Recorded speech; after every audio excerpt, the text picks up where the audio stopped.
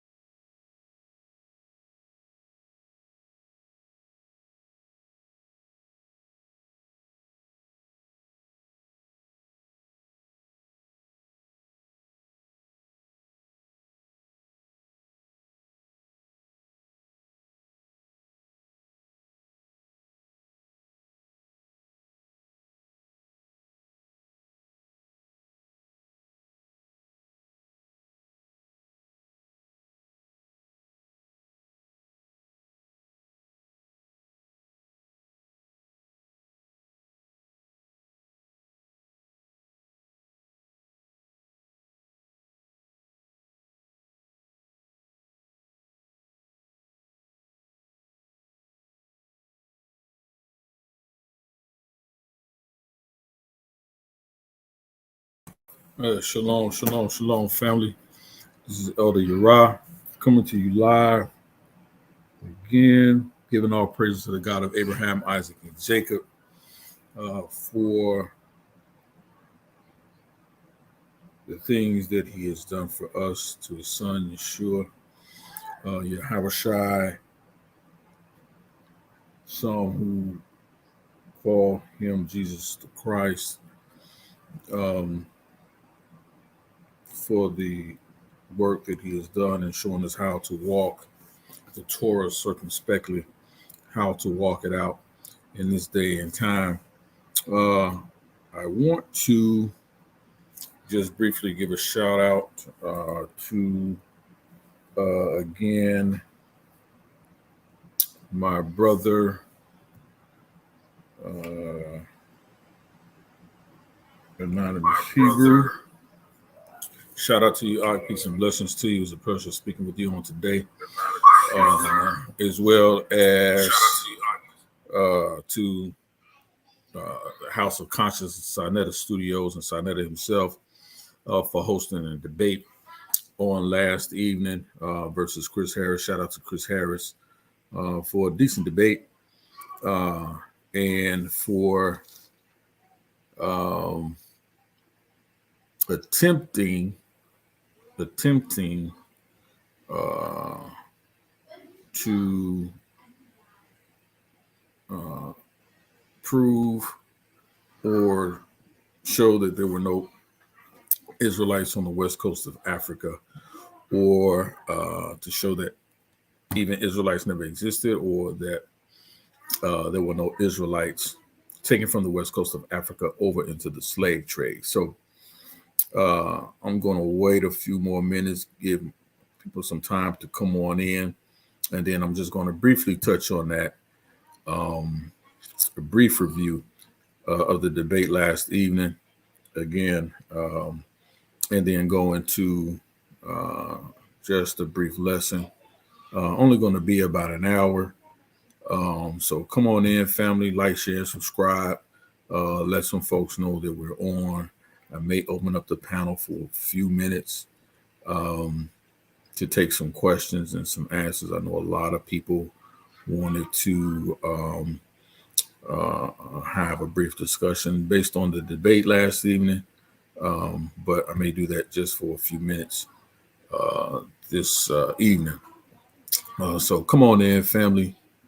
And while we're doing that, let me play promo real quick. Just a short promo.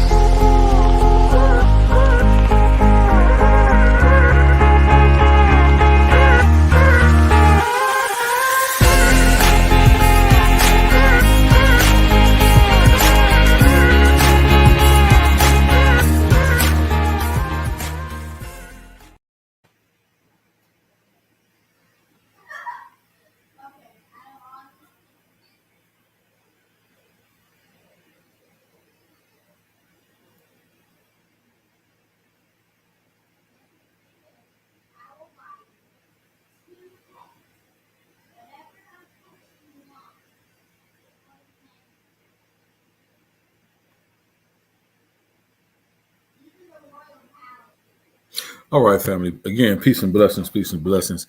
Again, I'm just going to touch briefly on the debate I had with Chris Harris last evening, just briefly, then I'm going to get it right into my lesson. Like I said, I'm going to probably be no more than about an hour.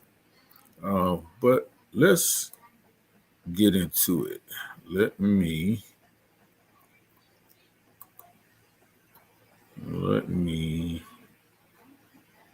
share my screen.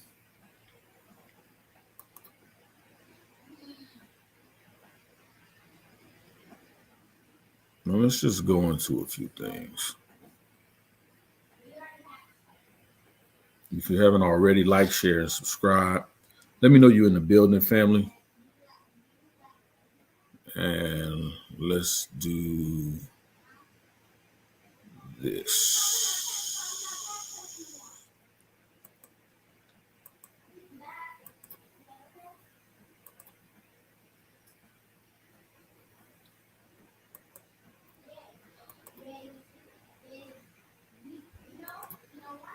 Let's do this. All right.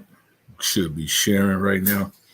I'm just going to get into a little bit of the information that I presented last evening in debate. And let's just really deal with some of the source information that I gave out, and I'm just going to briefly go into how I opened the debate. And I opened the debate dealing with the topic: were there Israelites on the west coast of Africa that were taken to the Americas during the transatlantic slave trade? And this is how I opened the debate. It doesn't really matter how much high-flying rhetoric a person has. There is still such a thing, and I've been noticing this in the conscious or unconscious community, that they're getting away from providing sources for their information and trying to get people into a space or into a mindset where source information or actual scholarship is not important when you're discussing historical facts, anthropology,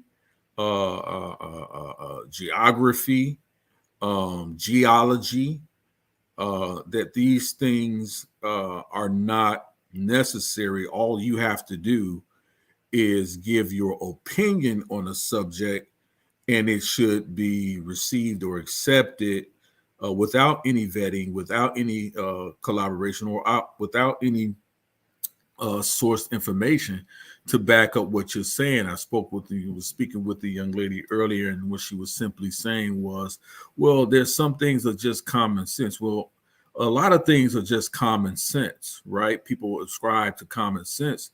Common sense at a particular point in time in the 1600s, they were saying because Caucasians had larger skulls than Africans, that must mean that they had larger brains. Therefore, they had a much more capacity, a larger capacity for intelligence than the African, right? Or Black people, because they had larger cranial sizes. So this study of craniology became a thing in the 1600s, which gave the rise to the common sense notion, right, that white folks were smarter than Black folks. At one point, this was common sense. In the realm, in the field of science, right? There was a time that common sense would say if you had a blood disease or disease of the blood, that they would do something called bloodletting, right? Where they would cut open the veins, right? And let you bleed out the toxic blood, right? In hopes then that you survive the massive loss of blood that you would sustain. But common sense would say is that they needed to purify the blood, right? So we could see that just simply saying, oh, we can use common sense is a standard for scholarship or academia. And that's something that's completely false. And that's a dangerous space to get into. I often say, and it's unfortunate, when they talk about the dumbing down of America, right? They're not referring to the wonderful people. They're referring to the beautiful people, right? The beautiful people. Because what has happened is because we failed, we've been told we failed so much in the halls of academia. We don't do well based on racially created standardized testing, that now we've gotten to a point where we as a people, African American people, specifically I'm talking about, have now gotten away from this knowledge. Well, we can create our own understanding of things, right? We can create our own definitions and our own ideas of what is true and what is not true, regardless of, despite these sciences that are available and that have stood for hundreds of years. And there are some things in science that I will agree that things have to be revisited. Things are coming up every day. New things are being discovered, new ideas, hypotheses, things are being tested. So I'm not against new ideas. But what I am against is this notion that when we do these studies and have these observations, when there's boots on the ground, when there are people who are digging in the sands of Egypt and in the rich soil of Africa, and in the blood-filled lands and shores and some pristine shores of America, is that their work is to be completely and wholly dismissed. And this is something that we have to be very careful of, because what will happen in 100 years if we continue down that path? We're going to be setting ourselves right back to a place where we're going to find out that a lot of what's been disseminated to us and what's been taught to us as truth, after a while, if it's being repeated. And that's another thing, we're repetitive, and we're faddish people, especially our people of color. We're faddish. We go along with the latest and the greatest. We go along with the crowd. And as long as the crowd is cheering us, we'll continue in folly and even misconception, as long as we're getting people to big up us. You understand what I'm saying? Give us some dap or fist pump and say, hey, look, I appreciate what you're doing. Shalom, KOT. I'm going to put the link in the chat for you. And so these are different things that we have to understand, where we don't want to start getting off into that, because what will happen is now what we see today is that they'll dismiss everything we see. Any piece of evidence that we see corroborates the scripture or backs up the scripture, right?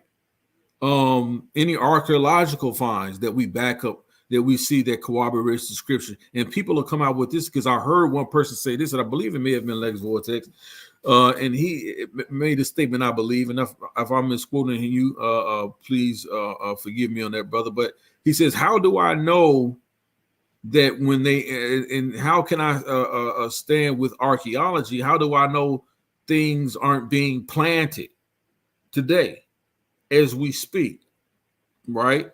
So they espouse these conspiracy theories of why and what reasons we should not be believing in the arts and sciences, right? Things that we know that have been technically sound, things that have proven to be true with artifacts, proven to be true with written documentation, primary sources, right?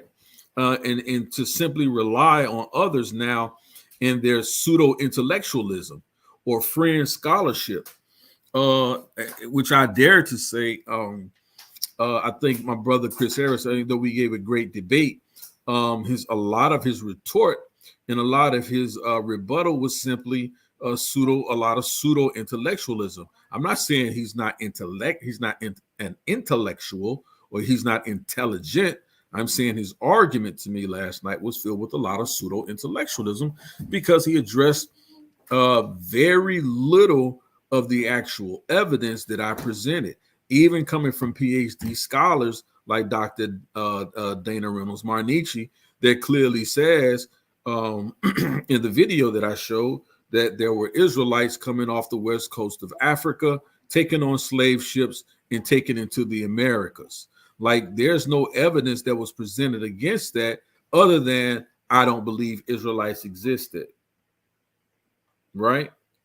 And simply saying, and I keep saying this all the time, simply saying no, it ain't, is not a rebuttal. It's just not, people. You have to rebut with sources, with source information. You have to rebut source information. If I provide a source, then you must provide another source to rebut my source, not your how you interpret the work, or how you interpret the source that I've given. But you must iron sharpen iron, right? So, in other words, you have to produce something that is substantial. And there were many sources that I gave to build on an argument that I did not deviate from last night. While I felt Chris Harris was really running all over the place. But here's what I like to say, right? So when we talk about where there was there evidence of Israelites in America, we have to rely on scholarship and academia and people who've actually done the work and study. Once we get into these things, once we get into these things, I got you, Jeremiah, Judah. Once we get into these things, we have to start to understand. We have to start to understand that it is absolutely imperative. It's absolutely imperative that we begin to understand. No, Jeremiah, this is just my review. I don't have it at all. Nobody really wants to get that out. They really nobody wants to get that out. I'm going to put the link in the chat. Shalom to you, family. Shalom to you. Is that Brother Tori? Yahweh, I appreciate you. Asiatic Lion. A lot of people don't like to do this, but I'm going to do this. Let me get y'all brothers. Let me get my wrench game going. I'm going to drop the link in a second.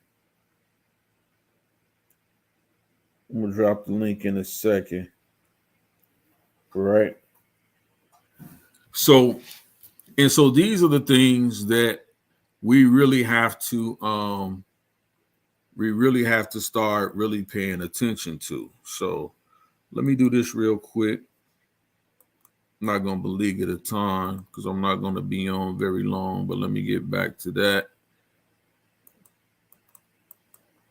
Let me get back to this and let me do this real quick for the family.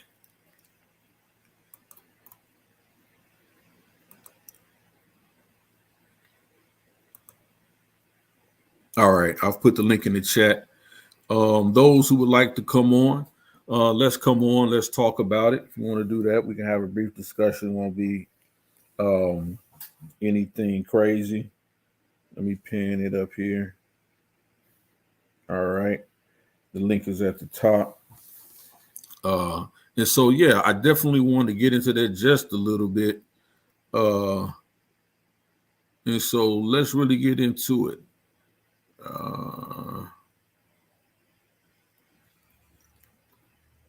Let me go in. I'll wait for a few brothers to come on in. And let's talk about it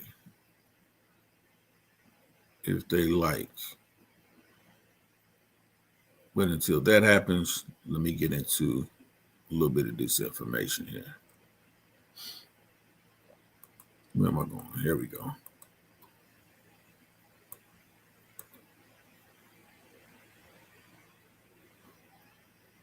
I want to play this real quick. Fair use. Atlantic slave trade. Let's just start there because it's been a whole argument. Let me know. Put a one in the chat did not come over if here y'all on can the hear slave this video. trade. So, according to your understanding and your knowledge and information, would you say there were Israelites also on the slave ship that came over here? The people in West Africa that came over here, the Songhai people, Man, Bamba, and several other people related to them. Hold on, fam. Yeah, I appreciate you. I appreciate you. I was looking for that. YARAH and several actually dozens of other people came to America. Those people are the ones that were claimed by medieval sources to be Jewish, and whose sources like the TORAH and Tariq Sudan say that they originated from TORAH and Korah. and Harun, who are Aaron, Jethro, and Korah in the Bible. So Levites, Levitic people, not just Judean people, but the Levitic priesthood. So now, if I had heard something like this previously, I would have just, again, scoffed it off and said, well, you know, all these African Americans claiming to be Jews and all that kind of stuff.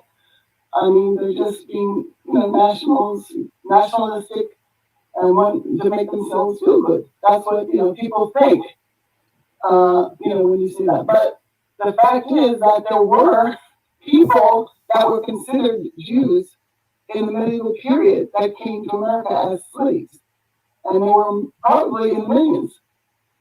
Now, Dr. Dana Marnici last night, the question that was posed last night, especially by Dr. Reggie, asked that specific question: how many Israelite slaves would have been brought over to the Americas, right? And I say I can't give a specific number,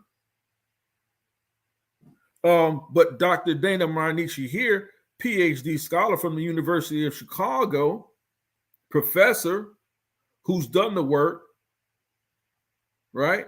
A peer-reviewed scholar and author, says that it was in the millions that Israelites from West Africa were brought over on slave ships to the Americas. This is the source I presented last night, the first source I presented last night in the debate with Chris Harris. Based on this source alone, he dies. So right now, without a rebuttal to Dr. Dana Marnici, this is 1-0. Elder YARAH 1, Chris Harris 0. Based on that alone. Khan Asiatic Lion, I love the sister. Her work is par excellent. So let's continue to see what she says. So when I say Jews, I'm talking about the core group of Levitic people, the people that descend from the Songhai, Sonic group, otherwise called Bambara. Notice she said the Songhai as well. I brought this also out in the debate, that the Songhai people considered themselves to be Israelites, to be Jews. She said who was part of that slave trade of Israelite slaves or black Hebrews being brought over to the Americas. This is not a dagger. This is a death blow. This is a guillotine. This is a head chop.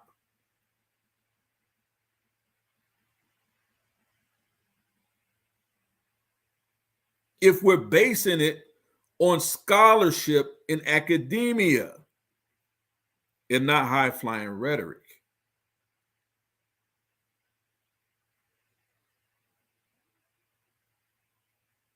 This is what I mean about the dumbing down of America. Right? We have to fully understand what's going on here. They can't argue against what we already know to be facts of history, documented facts of history, history with primary sources. Their scholarship dies at the source. At the source, family. Let's continue. Berry. They call themselves Berry. Or I bought out the Berry. Showed their cognate words and long words, their Hebrew words that actually named in the scripture. In those words, we talked earlier about on Judah Nazareth's channel. Shout out to Judah Naz about etymology and etymological fallacies. Etymological fallacy is saying that there was a word, a word has an origin, because a word has an origin that now because it could possibly have a new meaning today. So you can't say that there's a connection between a word that maybe sound the same or maybe is spelled the same, because meanings of words change over time. Well, we can't use an etymological fallacy here because we see there's no derivation. The word means the same. It meant the same then to the berry, and it means the same thing now. So don't let these people confuse you about throwing around these logical fallacies as if they're saying your arguments are not valid. What we have to do is go in to study what these fallacies are. So Chris Harris, he rumbled off a whole lot of fallacies last night, which he can't show and prove throughout the debate that I've made even one. Logical fallacy. This is source information. You can't even claim an appeal to authority because my source only backs up exactly what I've presented.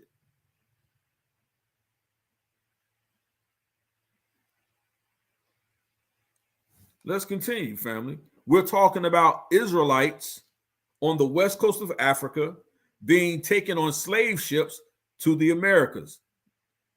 Fair use. From which came the Arabic word Barabir, and that's where comes the American and Western word Berber. There were Berbers. There were only two Berber peoples that were called Berber in the medieval period, and those were the Songhai people I'm talking to you about, Songhai Zagawa people, and the Tuareg, or the veiled people who lived among them. And the original berry, however, seem to have been of these Songhai types, also called Janawa or Ganawa, claimed to have descended from Jana, son of Mazik, son of,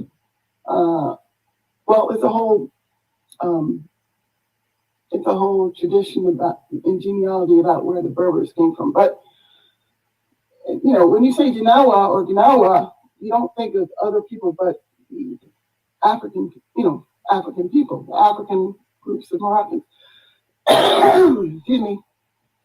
The Ganawa or Janawa happened to descend from the ancient rulers of Ghana, who were these Sunni Songhai people, who were claimed to have come during the time of Sargon of Akkad to, have been sent out of their homeland into Africa. So that's why you have, there's a German guy, Dirk Lange, who wrote a book called, was it African-Centered Canaanite something? Don't know what the African, and he also had found in his own research that the Africans actually do have a claim to fame, being these people that came. The name Ghana even is supposed to be related to Sargani. So during the time of Sargon, one of the Sargons, probably 8th century BC, we're not talking about, a few centuries around the time of Christ or even a few centuries BC. We're talking about 8 to 1200 years BC. Now, right there, family, she destroys a lot of what Chris Harris postulates when he says Israelites only existed at around maybe 600 CE. Right? Or even if I misquoted him, 600 BCE. A sister just gave us a source of people who were claiming to be descendants of the Israelites dating back to between 800 and 1200 BCE. And we can confirm this in other extra sources, even when we looked at the Merneptah Stele. It does mention the name of Israel, circa 1200 BCE. So again, people, let's not allow these people to get us away from primary source evidence true scholarship and true academia and replace it with just high-flying rhetoric that agrees with the masses. And I said this also to Chris Harris before, and I talk about this often, and many other people who always say, why do you go on Sinetta's channel? He does this. I said, listen, this is what I'm saying. I don't go to Sinetta's channel and have discussions and debates looking for a win, because I know when I go there, I'm in a hostile environment. So I don't go there looking for the chat to be 100% in my favor. Even if they know I'm right, they're not going to give it to me. And for me, that's part of the challenge of going over there, because there's someone's going to come up in that chat who's going to hear exactly what I'm saying. And whether or not they have enough courage to go against the masses of tomato can throwers in the chat, they'll go home and they'll secretly watch the video, or they'll take that source and read it. And you know what they'll say? Yeah, that's exactly right, ELD YARAH. They may not say it in the chat because they want to be a part of the group. They may not say it because they may not be wholly convinced, or their level of scholarship or study is not on par as mine or many others, but they'll go home and research it. So this is why I go over there, simply to plant the seed, family. And we can't be afraid to really do that. That's when these people first started coming over, and that's why you find a difference today between the appearance of the people in Arabia and even in Ethiopia than you would have 3,000 years ago. Because between a couple of centuries before Christ and a couple of centuries after, there were people from Central Asia that started to colonize, or merchants that started to come into the vicinity of Eritrea and the Red Sea and the southern coastlines of the Yemen. And that's how you find out, a lot of the Ethiopian people today, Eritrean people, have like this different kinds of hair and wider eyes, features of those kind of Armenian, Central Asian type of people. Sister Dana, do you have headphones? Oh yeah. With a mic on it? Yeah, because that. And let me pause it right there. And let me get back into the presentation.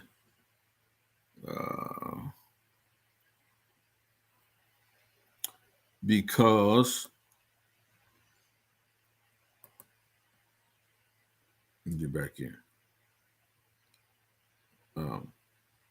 Because I just wanted to open up. I thought that was a powerful source to open up the debate with. I thought that actually kind of seals the deal. And I believe that it did. I believe that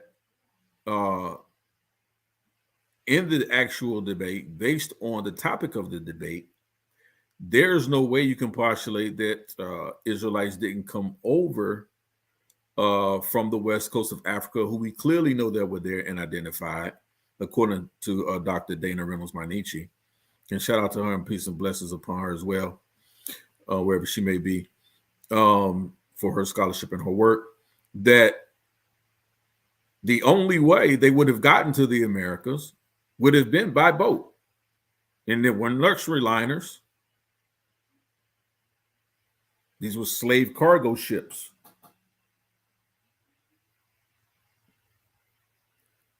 Slave cargo ships. And so I feel like that's where Chris failed in that nuance of the discussion. His premise was simply the name Israelite or an Israelite doesn't exist. So how can Israelites come over? Well, I postulated to Chris and I asked the question, well, then what is a Jew? What is a Hebrew? What is an Israelite? Right? And we know, just let me show you guys this real quick.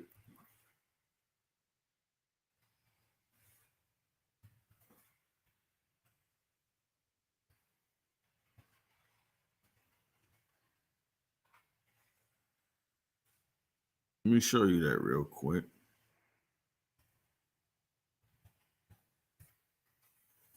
So we can see how quickly Chris Harris fails in this debate.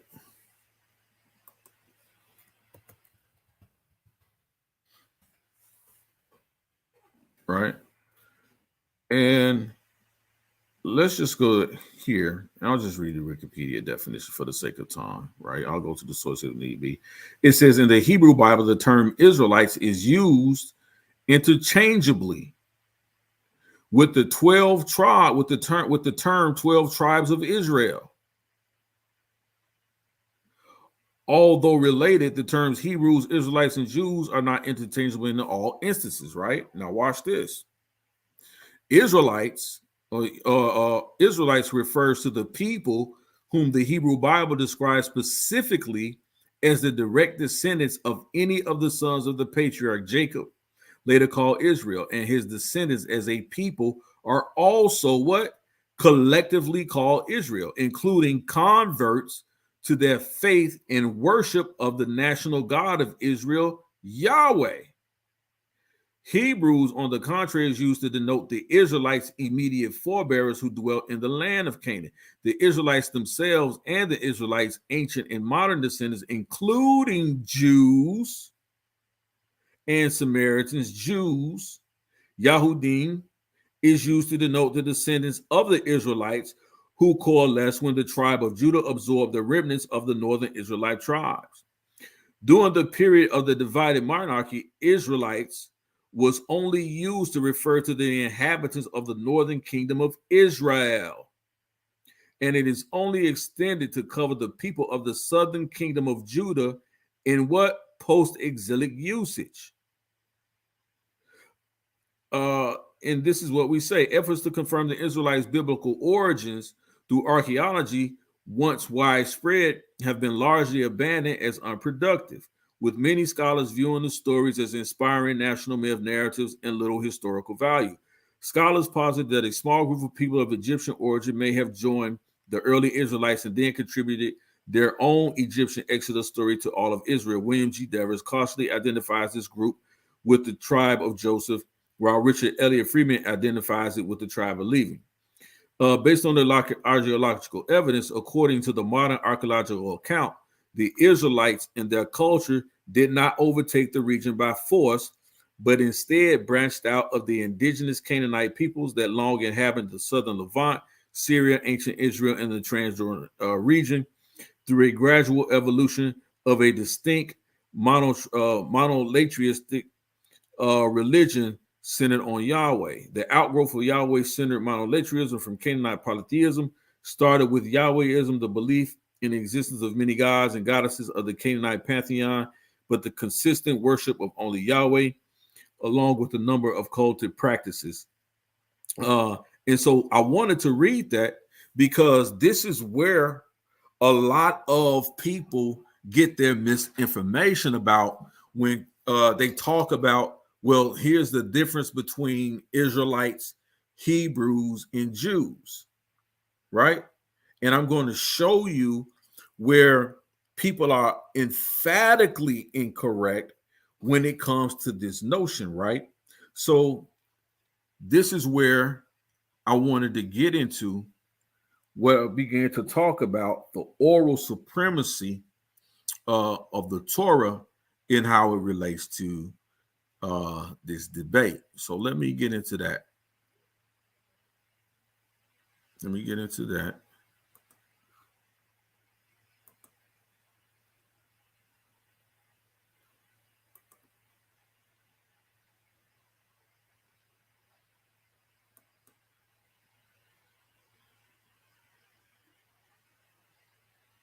Let's talk about that, right?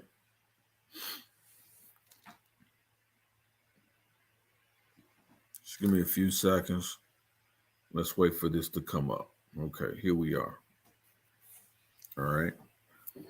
So we're dealing with The oral and written supremacy of the Torah. Biblical archaeology speaks. And we're going to get into it, and I'm just going to go through these slides. The oral supremacy of the Torah. The oral tradition, also called orality, right, or orality, the first and still most widespread mode of human communication. And so that's another point we need to really start focusing on, because they always ask, well, where's your Torah? These people didn't have a Torah. Or these people, where's the Quran? These people didn't have a Quran. How are these people this? How are these people that? How do they keep this and how do they keep that? What does it say here? The oral tradition, also called orality, the first and still most widespread mode of human communication. Far more than just talking, oral tradition refers to a dynamic and highly diverse oral media for evolving, storing, and transmitting knowledge, art, and ideas. It is typically contrasted with literacy, with which it can and does interact in a myriad of ways, and also with literature, which it dwarfs in size, diversity, and social function. So the oral traditions or orality is much more superior mode of transmitting information,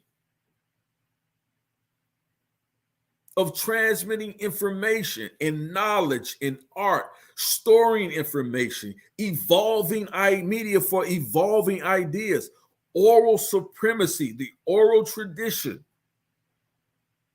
is a much more powerful and influential means and modes of communicating among each other as human beings. So when people are asking for, where's your written Torah? Where's your original text? Well, the oral Torah becomes way before the original text. So if I have an oral tradition that's been around for 4,000 to 5,000 years, but we've only decided to write in the last 2,000 to 3,000 years, does that erase the oral tradition that preceded it 2,000 or 3,000 years before? Absolutely not, because the oral tradition continues even after the written discoveries are lost. The Bible even itself talks about, are these things not found in the book of war? Are these things not found in the book of Joshua? The book of Joshua, most of us read today, is not the original book of Joshua. The book of war that the scripture talks about, no one knows where the book of war is, or where it or has a copy of the book of war today. But does that mean it did not exist? But what we do have is what? The oral tradition that supports it and carries it on. It's a media for storing and transmitting knowledge, art, and ideas. We're talking about the oral supremacy of the Torah. And here's the source at the bottom of the screen, right?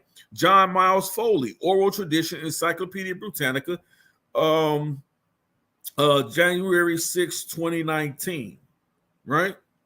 And so we have to understand, simply because they're always pushing, you don't have an original text. You don't have original text. Whether these people have a Torah, whether these people have this written down, where are their books, where are the things that they wrote about themselves. They had the most effective mode of communication, and that's oral supremacy, the oral tradition, or orality. Sorry about that. Shalakia. Orality. That is what they use. That is and today, according to this source, is the first and still most widespread mode of human communication. And the funny thing about it is, this is what we get a lot from the unconscious community. They give us a lot of oral inundations.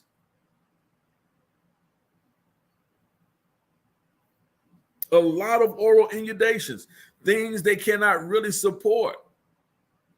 Don't trust these guys if they simply want to talk to you for hours on end and you can't vet anything that they have to say or have said? You cannot go back and vet their sources in your own time. They make themselves the authority. And really what it is, it's a logical fallacy. It's a self-appeal to authority. You make yourself the authority in a debate. You make yourself the authority in a discussion on anthropology and sociology and genealogy, archaeology. You come in and you make yourself the authority. And the funny thing about it is you have no vetted work, no peer review work to show for it. So what are you giving us? What are you giving us?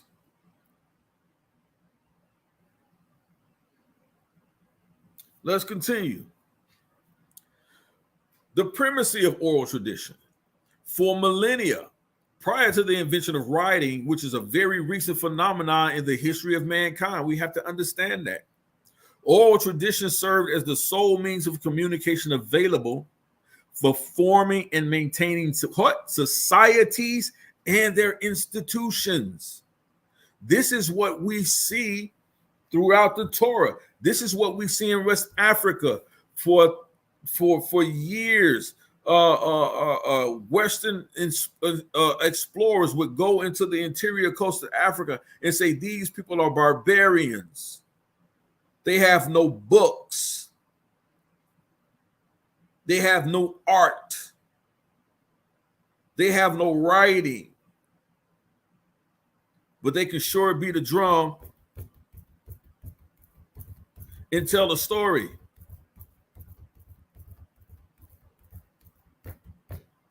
They could do that. And so they were discounted as being ignorant and barbaric.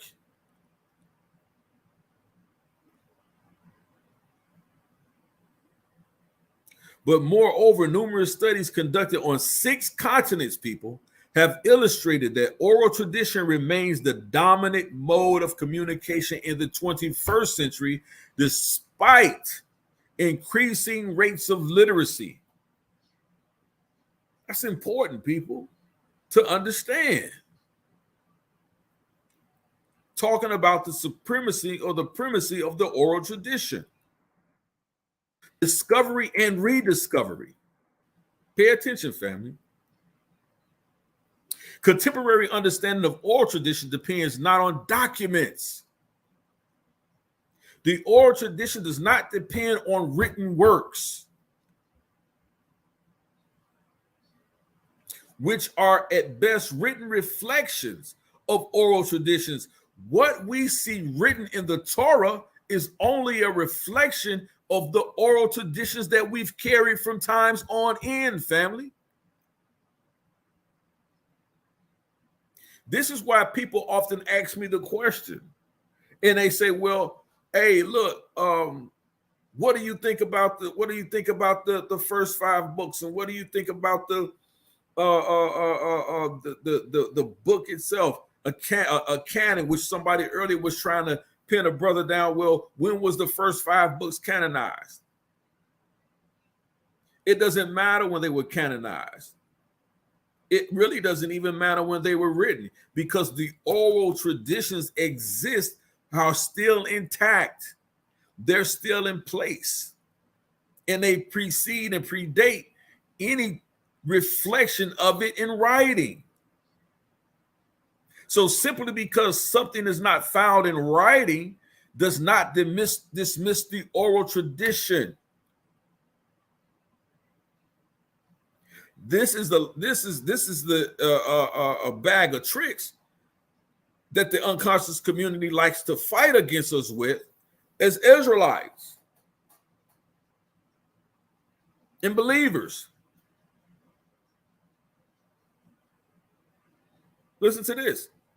Anthropologists, folklorists, and other ethnographers have worked directly with such societies to learn how this textless communication operates. In other words, how does this non-written, untyped, handwritten, recorded communication operates? Their research not only has helped to clarify local media ecologies, right, in context, but has offered comparative insights into oral traditions from the ancient, medieval, and pre-modern worlds that have survived only as fossilized transcriptions of once living performances. What is the once living performance? The oral traditions, people speaking things as they experienced it and passing that information down to others. That's why this thing is so heavily important to understand the oral supremacy, the oral primacy of tradition, orality. It's the most common form and most popular form of communication between human beings today. Here's the source here, John Miles Foley, Oral Tradition.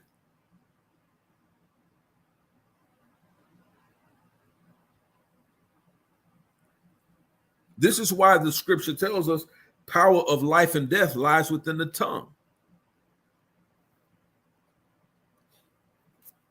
Let's continue. Let's deal with literacy. Literacy, capacity to communicate using inscribed, printed, or electronic signs or symbols for representing language. Literacy is customarily contrasted with orality or oral tradition, which encompasses a broad set of strategies for communicating through oral and oral media. In real-world situations, however, literate and oral modes of communication coexist and interact, not only within the same culture, but also within the very same individual. So literacy, the ability to read and write, or literacy in oral tradition goes hand in hand. Why? Because literacy is simply a reflection of oral tradition. It's simple, people. It's simple. We have to stop allowing them to escape with these types of arguments. Where's your, you guys don't have a written text. You guys have no books. You guys have no scrolls, as Dr. Richie likes to say. Where's your scrolls? We don't need any scrolls. We have oral tradition. We have an oral history.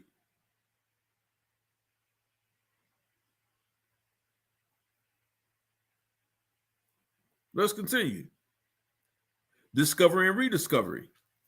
Deep roots in oral tradition include the Judeo-Christian Bible, Mesopotamian Epic of Gilgamesh, the famous Begats genealogy of the Bible, Book of Genesis, and corresponding elements found in the four Gospels of the New Testament provide examples of how flexible oral traditional systems can produce different but related products over many generations. Did y'all get that? Oral traditional systems, as we find customarily among the Israelites, as we find customarily among virtually all indigenous people of Africa, including Israelites, can produce oral tradition systems, can produce different but related products over many generations. So when someone says, oh, we have a Quran here and we have, but it mentions the Torah.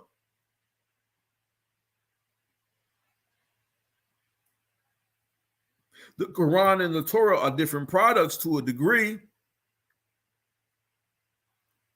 but they are related products over many generations. Based on what? Oral traditions. They speak about some of the same people. Watch this. Similarity, what survives in the fragmentary record of Gilgamesh is evidence of a broadly distributed tale in the ancient Middle East, one that passed easily from culture to culture and language to language before being inscribed on tablets. Right? Let's continue. I do want to read this. This is a different source here. And this is from the Oxford Biblical Studies, right? Talking about oral tradition in the Dictionary of the Bible, about Browning. It says material passed on from generation to generation by word of mouth. There was a long process of gestation. In other words, before books were formulated of the Old Testament and reached their final written form, right? So he's talking about a long process of birthing oral tradition to reflect in a written medium, right? So in ancient Israel, pieces of poetry, stories of heroes, legends about founding figures, and songs of celebration circulated amongst groups and tribes. Repeatedly accounts of the momentous events of the Exodus and the wilderness journeys were transmitted to descendants, and these were followed later by accounts of the early kings and the prophets. They all gathered embellishments and reinterpretations in the process. Then written collections were assembled of laws, of prophetic utterances, stories about individuals. These writings in turn became the raw material for the recognizable written sources, which can now be identified in the Pentateuch or Torah. Some modern scholars, especially in Scandinavia, where comparisons have been made with the Norse epics, have argued for a very long period of oral tradition, but it is more usually held that written sources go back to the 10th century BCE. And here's a citation on that, right? And reason why they brought that out, talking about how different societies use that long-awaited gestation period.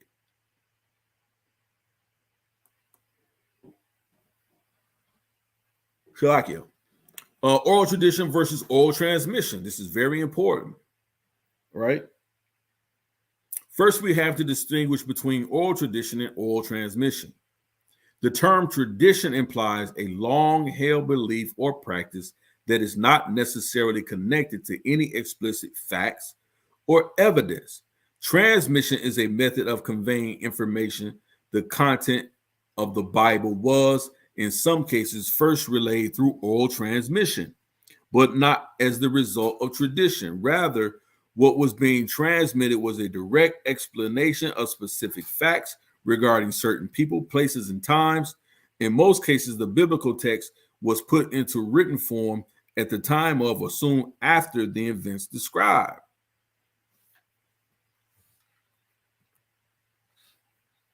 I'm going to go over that. Yeah.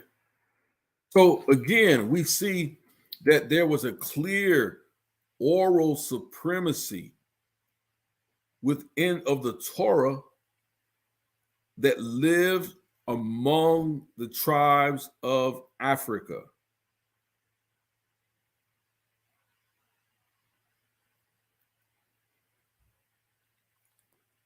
Understood?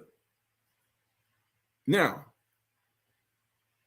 our next slide and our next segment we want to get into, and this is going to be a fun segment. This is going to be a fun segment right here. Examples of archaeological and historical evidence supporting the reliability of the biblical narrative, right? So when they say we don't have, where's your Torah? You know, you guys don't have this. It doesn't date back to that. You can't prove original documents, and you can't show this, and you can't show that.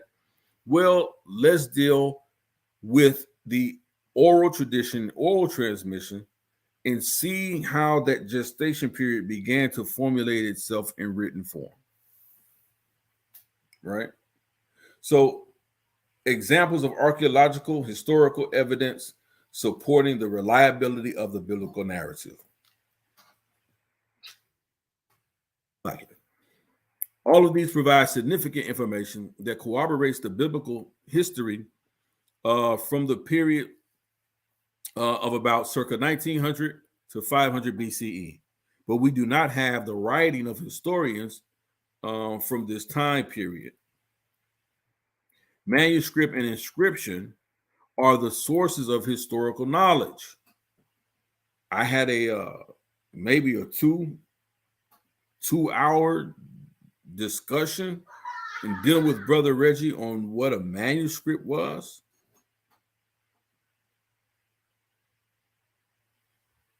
It's ludicrous. So manuscript and inspection, right?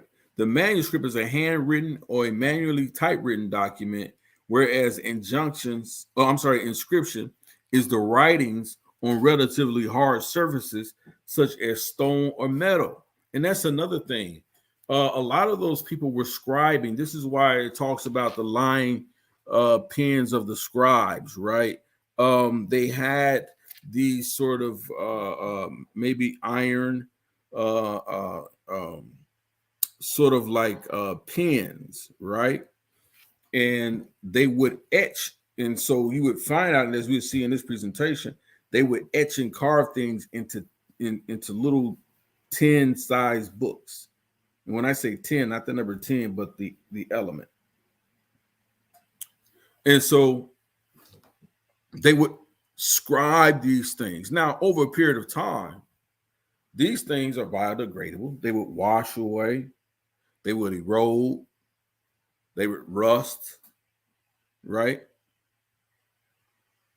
And so a lot of things, how these people were writing and transmitting their oral tradition, a lot of these things possibly would have been written on stones or different things that has been long destroyed, right? The study of written historical records is known as epigraphy. You often hear, what's our guy? Garfield talk about what epigraphist agrees with you with what these inscriptions say. All right. The study of written historical records is known as epigraphy. Inscriptions can be seen on rocks, pillars, stones, slabs, walls, temples, coins, and copper plates. Based on the written messages to the epigraphy, experts divide them into various categories like social, political, and religious. Let's continue. Paleography, also spelled paleography, study of ancient and medieval handwriting. The term is derived from the Greek paleos, which means old, and from graphein, which means to write. Let's continue. Now let's start to get into the archaeology. Let's deal with the Iblate, the Faxio curse, or the oldest inscription tablet with the name Yahweh, circa 1500 BCE. Let's take a look at that. And some will say, oh, this is just two slabs of rocks, right? It says, but the tablet was folded in half. So in order to read the textbook without destroying it, stripping it, let's see here. Stripping it formed a collaboration with 4 scientists from the Academy of Sciences of the Czech Republic and 2 epigraphers to read the text. An epigrapher studies and interprets ancient transcriptions. The tablet's author would have been a highly educated male religious leader, and Dr. Gershon Galli, a professor of which studies from the Hebrew Israelites. With the Hebrew studies from the University of Haifa, I should say. It is clear that the person who wrote this was a genius, Carl Gal noted. He was not only a scribe, he was a theologian. He was a leader. To decipher the text, Stripling corroborated with scientists from the Academy of Sciences of the Czech Republic, Jonas Gutenberg, what does that say? University, Mainz in Germany, and the University of Haifa. All right. Let's go to the next slide. Real quick, family.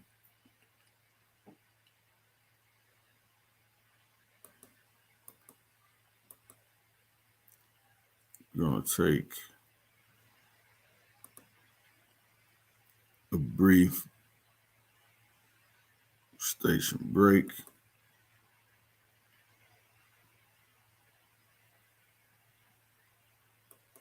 Two minutes, two minutes, two minutes, two minutes,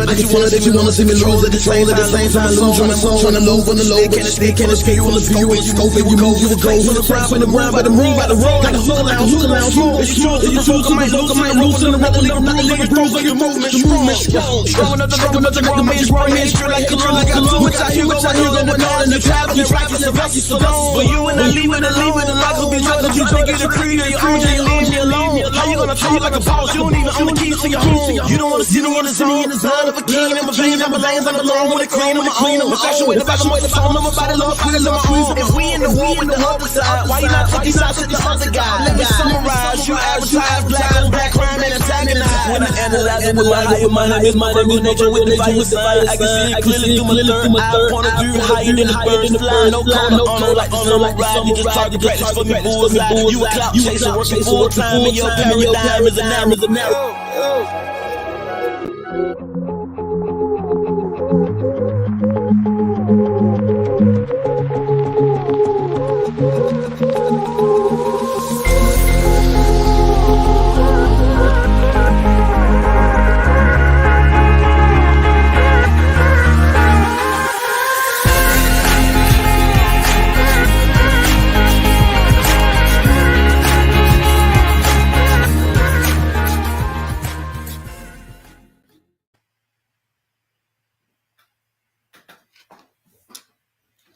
Shalom, family. I'm back again, and we're looking at Biblical Archaeology Speaks, talking about the oral supremacy of the Torah.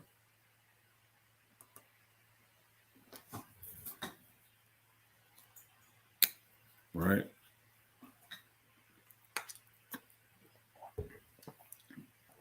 So let's continue.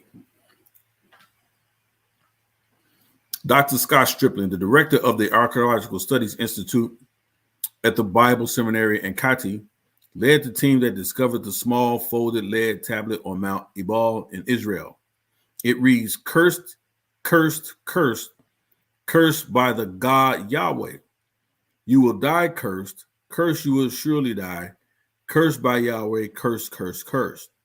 The tablet discovered by Stripling, and that's Scott Stripling, who is an epigrapher. So for any of you brothers out there who've ever run into a person, one of these pseudo-intellectuals like Garfield Reed, who likes to say, well, what epigraphist, can you name me an epigraphist, right? To support what you're saying, can you name me an epigraphist, right? Dr. Scott Stripling is a worldwide renowned epigraphist, and he studies ancient inscriptions, and that's what they're referring to: ancient inscriptions, things that ancient carvings and markings and different things like that. So Dr. Scott Stripling is a great source to use when someone asks you, show me an epigraphist that agrees with you. Dr. Scott Stripling. Just drop that on them. They'll start to trip over their tongue. So the tablet discovered by Stripling's team was written about 1500 BC, which could be proved that the events of the Bible occurred hundreds of years earlier than previously believed. The academic peer-reviewed article on the archaeological findings and process, and is expected to be published later in 2022. And here it is, just so you guys can get a close-up look at it.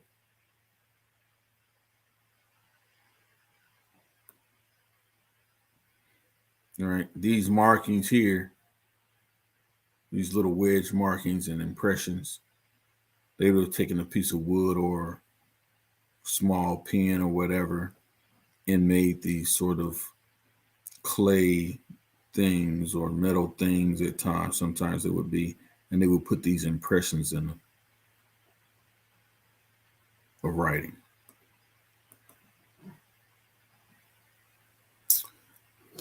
Again, it's the use of the word Yahweh that throws off the original biblical timeline. Strickland said, if a tablet of that age was found in Israel, it means that the Israelites had already fled Egypt and had been established in Israel earlier than originally thought.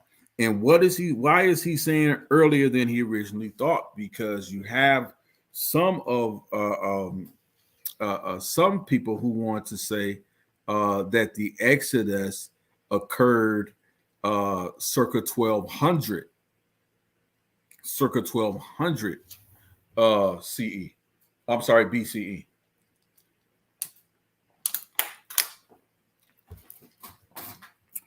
And so what he's saying is we have to go back a little further. Because why? This puts us really around where I postulate myself and others like myself, like Anonymous Hebrew, puts the Exodus right at around circa 1446 BCE. So the Mount Ebla tablets or the de facto tablets, this just means cursed tablet, sort of gives us more credibility in that understanding as to where the Exodus actually should be dated, around 1446 BCE. Right? Let's continue. Here's one of the oldest piece of writing ever found in Israel, identified on ancient shard of pottery. You can see the Hebrew writing here, right? It says Austrian Academy of Sciences, Austrian Archaeological Institute, and the Hebrew University of Jerusalem Institute of Archaeology has identified a piece of writing on a shard of pottery unearthed in 2018 at the Lachish archaeological site as the oldest piece of writing found in Israel. In their paper published in the Cambridge University Press Antiquity, the group describes studying the writing. Felix Hoffler et al. Early alphabetic writing in the ancient Near East, the missing link from Tel Lachish, Antiquity 2021.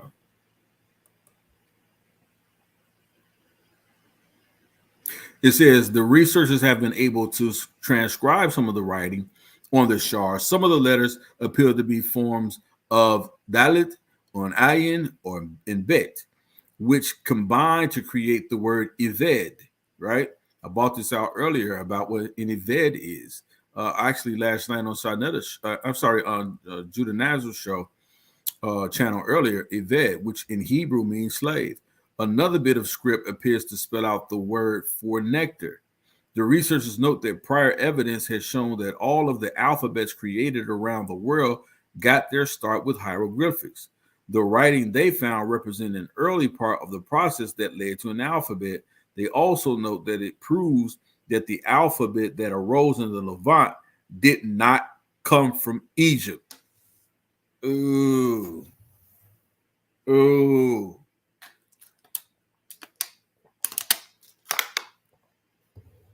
Ooh.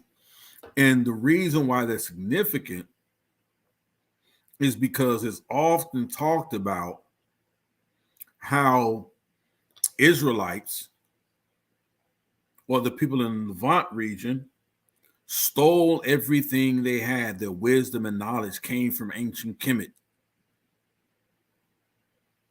But this is telling us that this writing system they found represents an early part of the process that led to an alphabet, which was brought with them into Egypt and into other lands. So these people of the Levant were already formulating this system of writing, and that they introduced this into ancient Egypt.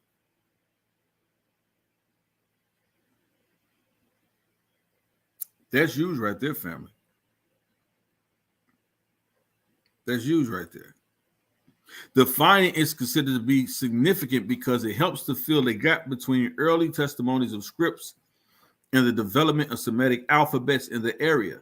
The researchers note that the prior research has shown that early alphabets existed in the area as early as 1900th century BCE, but then there is no mention of them in historical records until the 13th or 12th centuries. This new script represents an alphabet between them. Prior work showed that the shard was approximately 3,500 years old, a time when the site where it was found was part of the Canaanite center, which in turn was part of a city called Lachish, a city mentioned in the Bible. It was destroyed by the Israelites after their exodus from Egypt. After that, it was rebuilt, only to be destroyed again in the 7th century BCE.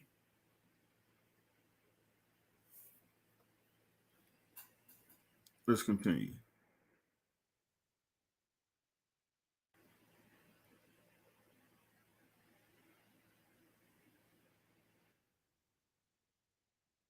We go through some of these, right?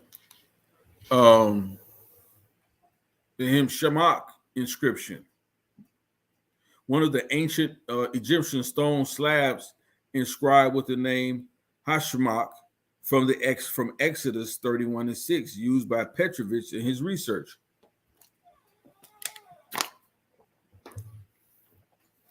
And I bought Douglas Petrovich out before against Jabari on HOK. These HOK guys are hilarious. And I reached out to him, actually not reached out to him, but in a debate, I simply said to them, he said, well, there's no scholars, there's no scholars that deal with ancient Israel. They don't exist. I said, well, what about Dr. Petrovich, Douglas Petrovich? He simply shook his head. And the reason why he shook his head because he didn't know who Douglas Petrovich was. But they makes these statements and say things, and then when you hit them with the information, then there's no retort, and then they go on to something else, and then they try to destroy your character, besmirch you, belittle you, different things like that, which don't work for me. I got the thickest skin in the universe.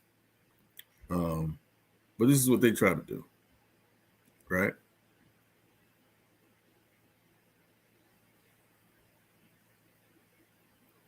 The Sinai 115, circa 1842 BCE. This slab in question, known as Sinai 115, dates from 1842 BCE and is on display at Harvard Semitic Museum. It identifies Joseph and his two sons, Ephraim and Manasseh, and it is inscribed with the words 6 Levantines, Hebrews of Bethel, the beloved.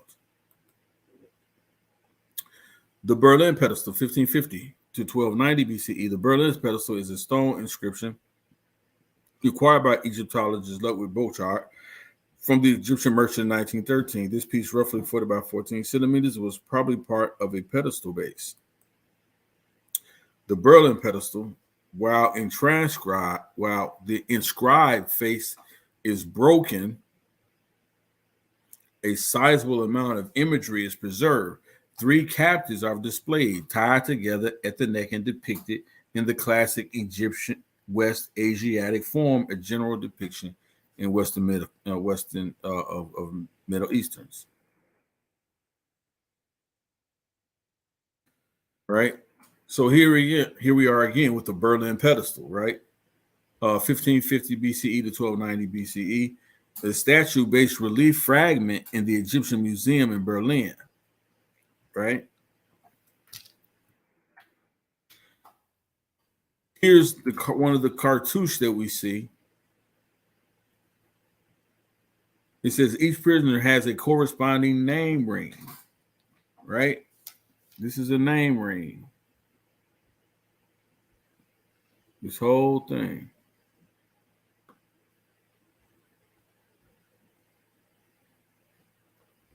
right? So we have to deal with these things, right? And look, this is how we know. That's what's said here. I'm going to continue here.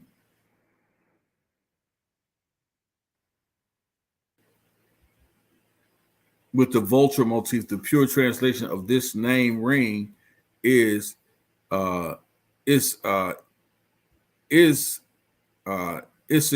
or some have translated this to be known an early form of Israel, right?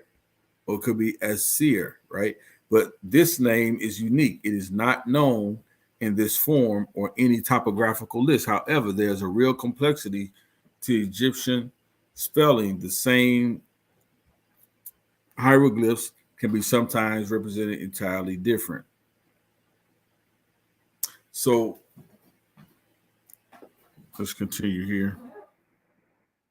We have the Amana letters, right? The bureaucrats of the Egyptian New Kingdom, which ruled over Canaan in the late Bronze Age, circa 1500, 1150 BCE, were prolific letter writers.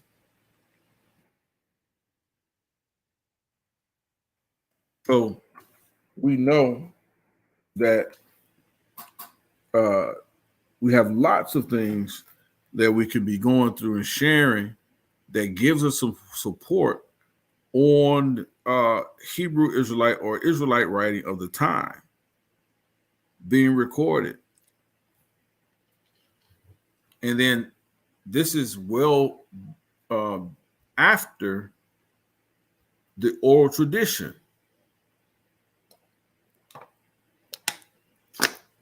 which we can't support.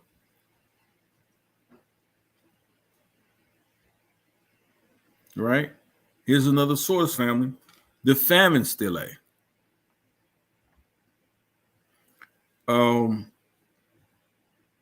Archaeologist, epigrapher, and professor of ancient Egyptian studies at Wilfrid Laurier University in Waterloo, Canada, Dr. Petrovich used Hebrew in the Bible to translate inscriptions found on the 18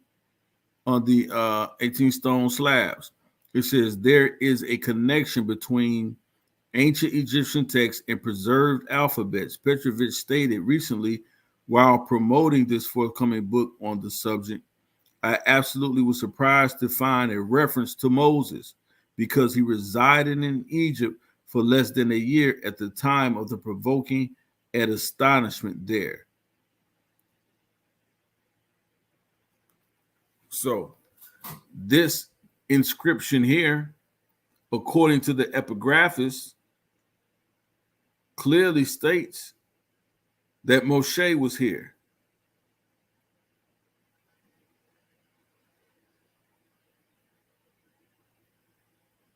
So we have to take into account some of these things.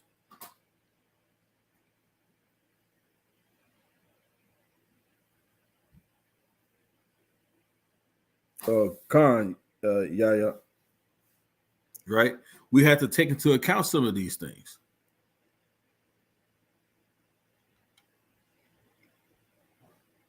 That we do have extra biblical sources, archaeological sources that support the written or transmitted reflection of our oral Torah in writing.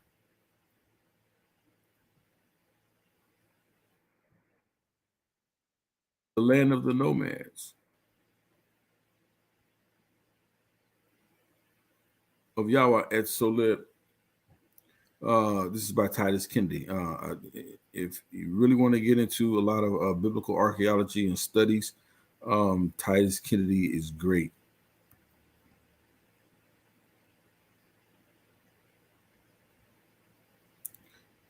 Let's read. He says the temple of Amun-Ra at Soleb, constructed in Cush, Nubia, during the reign of Pharaoh Amenhotep, Amenhotep III in the 18th dynasty and rediscovered in 1813 by Cart, is famous for the status as the southernmost temple and its scenes of the Heb Sed festival of Amenhotep III, located about 185 kilometers southwest of Wadi Hafla.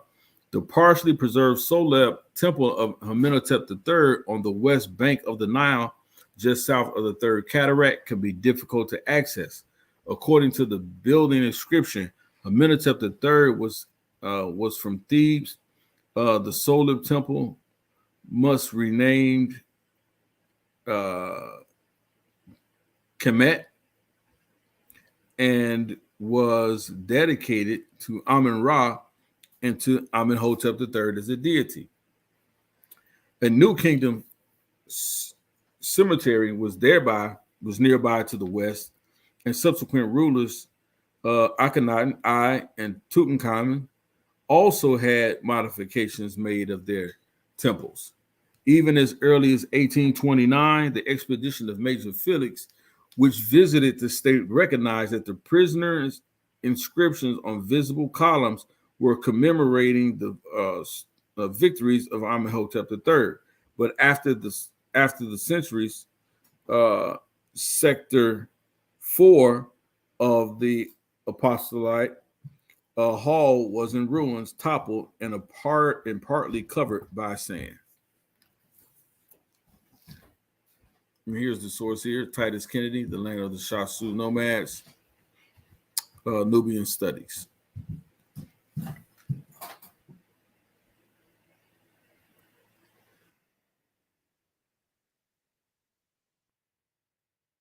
We have the Shashu of Yahweh, of Yahu, 1400, 1300 BCE.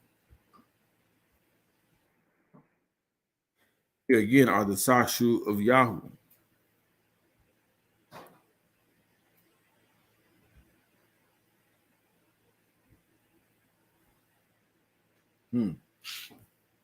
Interesting. Let's read it. The earliest known reference to the Shashu occurs in the 15th century BCE list of peoples in the Transjordan region. The name appears in a list of Egypt's enemies inscribed on column bases at the temple of Soleb, built by Amenhotep III. Copied later in the 13th century BCE, either by Seti I or by Ramses II at Amarna West, that mentions 6 groups: the Shasu of Seir, the Shasu of RBN, the Shasu of Reuben, the Shashu of Semet, the Shashu of Weber, and the Shashu of Yahweh, right? So here we are, clearly see in the list of Egypt's enemies is described a column based on the temples of Soleb by a great communicator. But based on the temple built by Amenhotep III, copy letter, 13th century. Let's go. Here's a map of Moses and where in the region he left writing.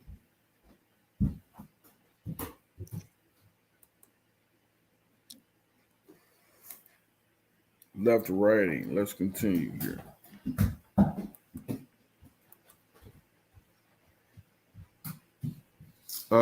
Archaeological find facts about Jericho. The city was strongly fortified in the late Bronze Age, the same time of the conquest. Number 2, the city was massively destroyed.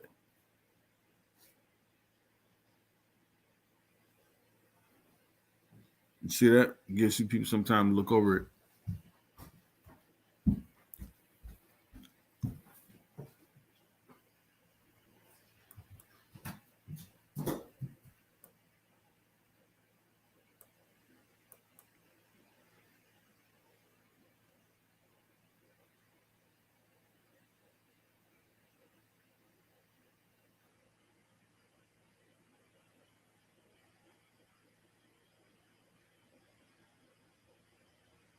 Okay. Trying to see here, trying to wait for this load up. Excuse me, family, for a moment. Should be loading up here. Okay. Stela of Amenhotep III. In 1904, stenographed the Stela of Amenhotep III, raised by Merneptah and bearing the earliest mention of Israel. And then here's the Meneptah Stela, also known as the Israel Stela or the Victory Stela of Meneptah, is an inscription by the ancient Egyptian pharaoh Meneptah, 1213 to 1203 BCE, discovered by Findus Petrie, 1896 at Thebes, and the now house in the Egyptian Museum in Cairo.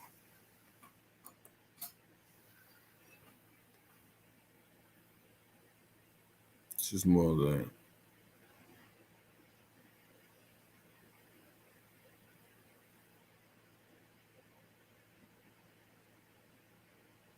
So let's see here.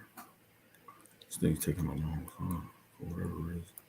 So that's Meneptah Stela, right? And on the legend of one of the Meneptah Stela, this thing has been heavily argued, but I think there's conclusions made that it simply does say Israel here on the stone here in this area.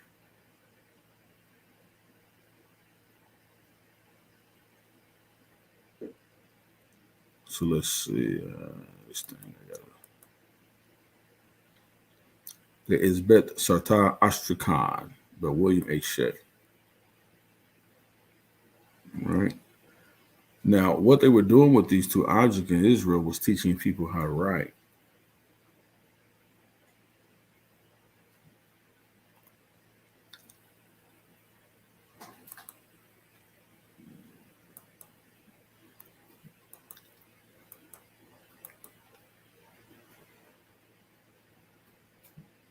Let's see here. Right.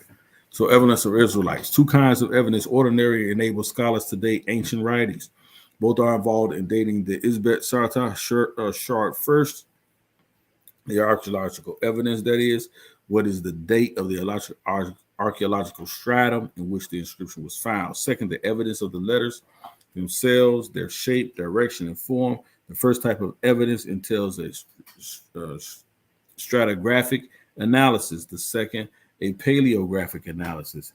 In the case of Isbet Sartar shard, the archaeological evidence tells us in general that the inscription came from the times of the judges between 1200 and 1000 BCE. Let's see here. If y'all with me, family, put a 1 in the chat.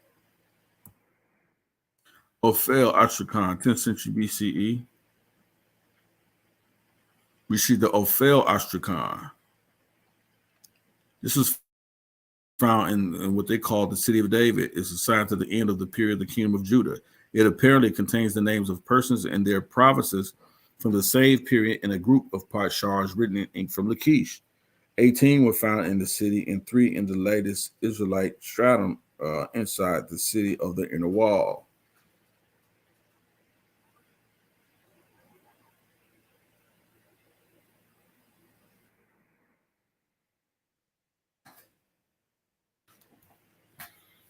It's another close-up look to it.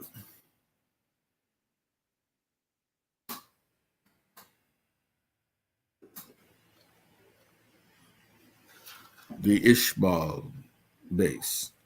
This is clear evidence of social stratification and the creation of an established economic class that occurred at the time for the formation of the kingdom of God according to a Maimonitic faith.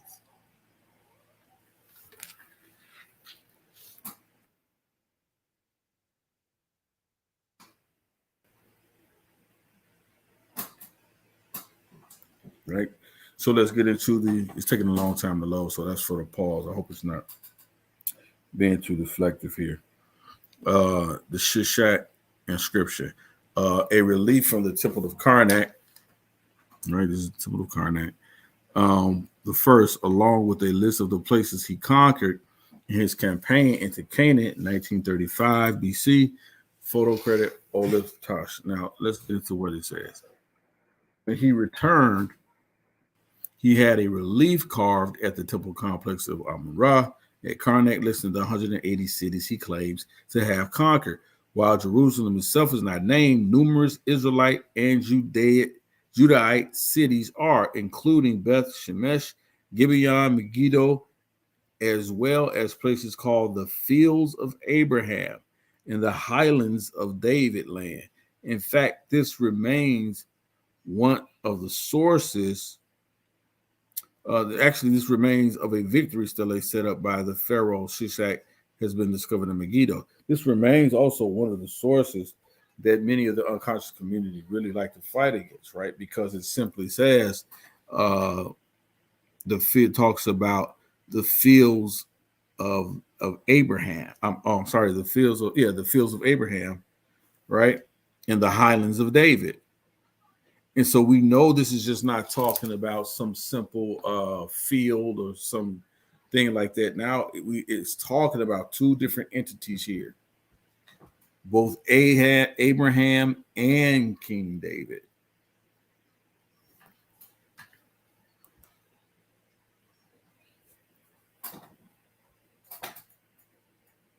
Here's the Moabite stone. Absolutely. Inyame, hit the link, man. You're welcome to come on, fam. And let's talk about some of these things. You're welcome to come on, man. I got a few minutes. I'm gonna give it to the top of the hour, till 7 my time. But we have archaeological finds, Moabite stone, which mentions Ahab of the house of Omri, the Moabite stone of the Mesha or the Mesha stele, dated 870 BCE. And this is located in the Louvre, right? This correlates to 1 Kings chapter 16, verse 28, which substantiates and backs up the Bible, right? Ahab of the house of Omri. Absolutely. Right on time.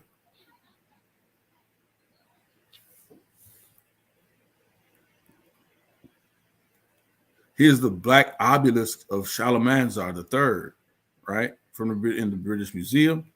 This is correlates to 2 Kings chapter 17, verse 3 through 6. This is around about 840 BCE. Now, if you've been following me, I've pretty much gone from 1500, from inscriptions from 1500 BCE, all the way down now to 840 BCE.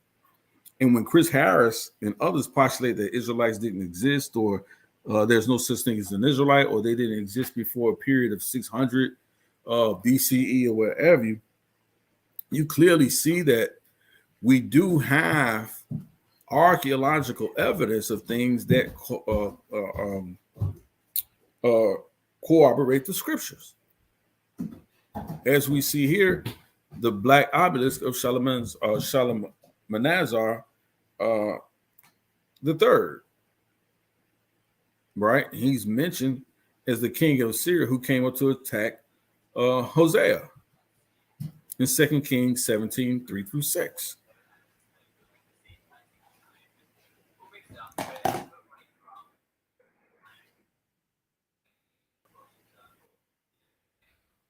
Right. The Tel Dan inscription. In 1993, archaeologists digging in northern Galilee found a remarkable inscription from the 9th century BCE that refers both to the house of David and to the king of Israel. David found at Dan is the article in this Biblical Archaeological Review. March to April 1994, page 26. Here we are again on the Tel Dan inscription. We have archaeological finds. Tel Dan inscription confirms the reality of David, Omri, and others, right? The Tel Dan inscription, 820 BCE.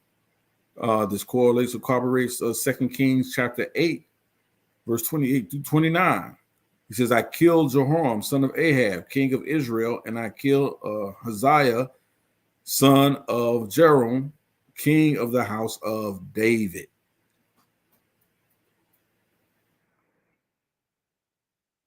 This is King Seal's artifact attests to Hebron's Israelite history, and this is 800 BCE. And they're showing you here the Israelite impressions, right?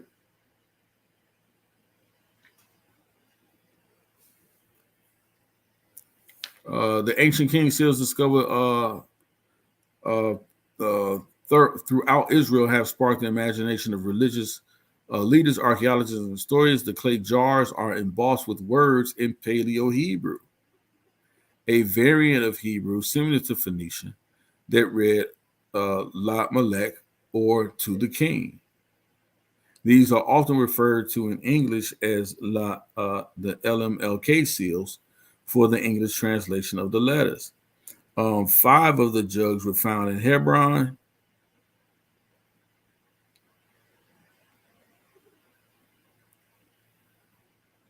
In the Tel Hebron area, which was later renamed Tel Rumati. These read to the king Hebron.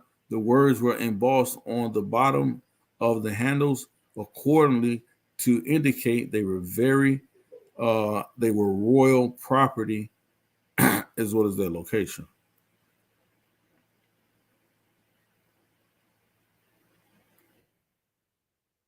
Right. Here's another interesting seal, right? It's the seal of Abdi, right? And we know that Abdi, according to the biblical narrative, was a servant of Hosea, right? A seal with the inscription belonging to Abdi, servant of Hosea, was found in Israel and dated to 8th century BC. Hosea was the very last king of Israel before the Assyrians invaded and conquered the nations. Let me check real quick to see if I got anybody in my back chat while I'm doing this. Waiting to get on. Not now.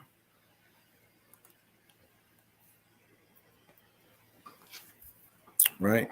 The inscription on the seal matches the date of Hosea's reign from 1731 to 722 BCE, which fits perfectly within that which is recorded in the Old Testament. That's the seal of Abdi.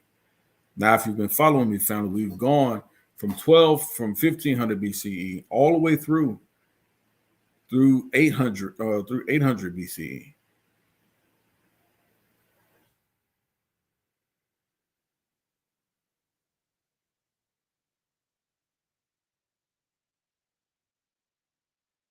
All right, the Jerusalem Shalom inscription, right? Let's see.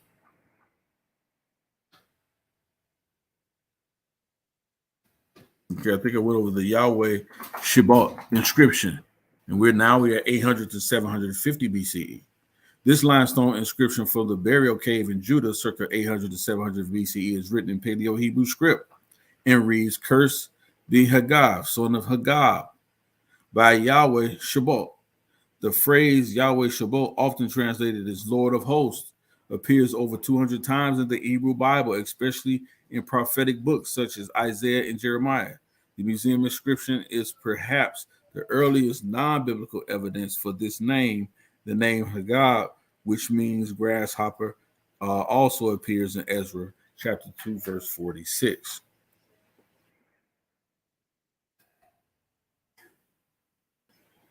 This is the Jerusalem Shalom inscription.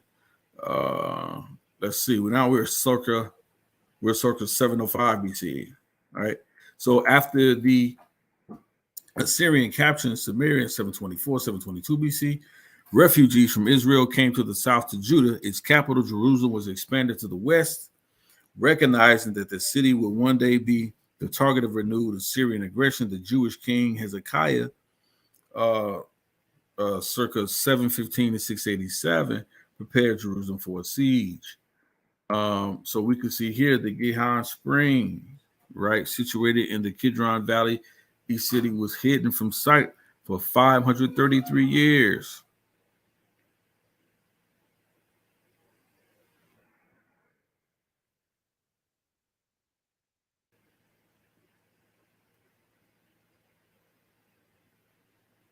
Right.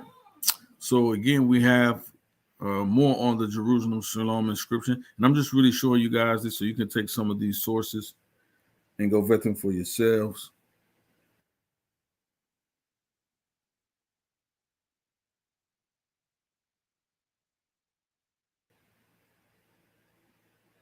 All right. 701 BCE, the Assyrian king Sennacherib laid siege to Jerusalem, but was unable to capture the capital of Judah.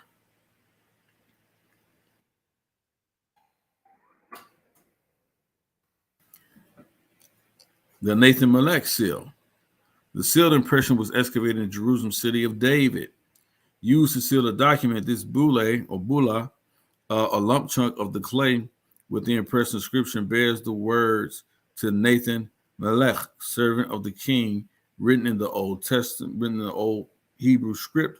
It dates to the 6th century BCE and possibly refers to the court official mentioned in 2 Kings 23 and 11.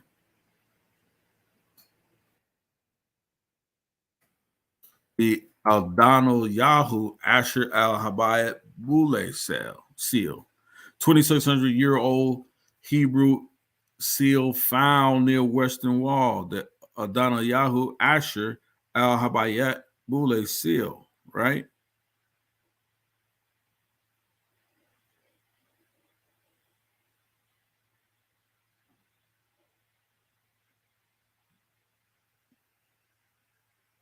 So let's go here.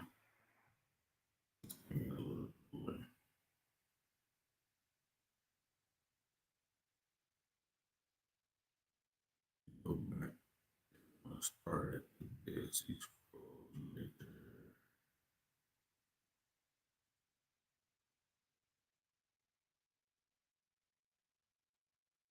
Right. Let's deal with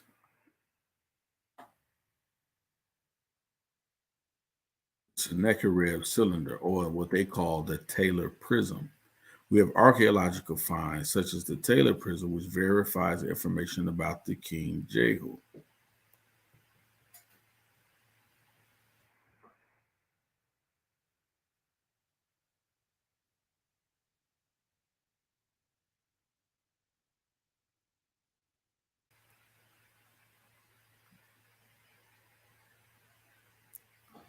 Yeah, I got to be a little delay here. It says, I called up the kings of the country of Hatti and of the region on the other side of the river. Yeah. We have archaeological finds that the prism, the annals of Esdras make reference to Manasseh, king of Judah.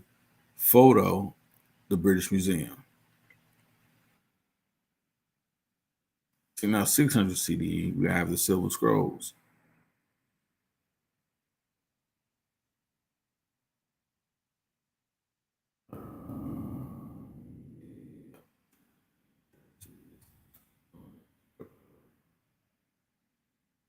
We have the Babylonian Chronicles.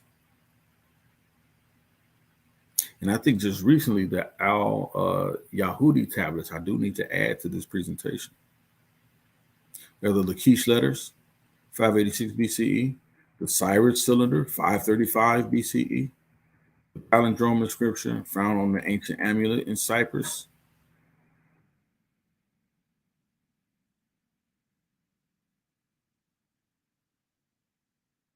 Ritual unwrapping begins by acquiring a three-dimensional volumetric scan of the damaged manuscript. This scan produces a set of cross-sectional images that show the internal... I think I got somebody back here.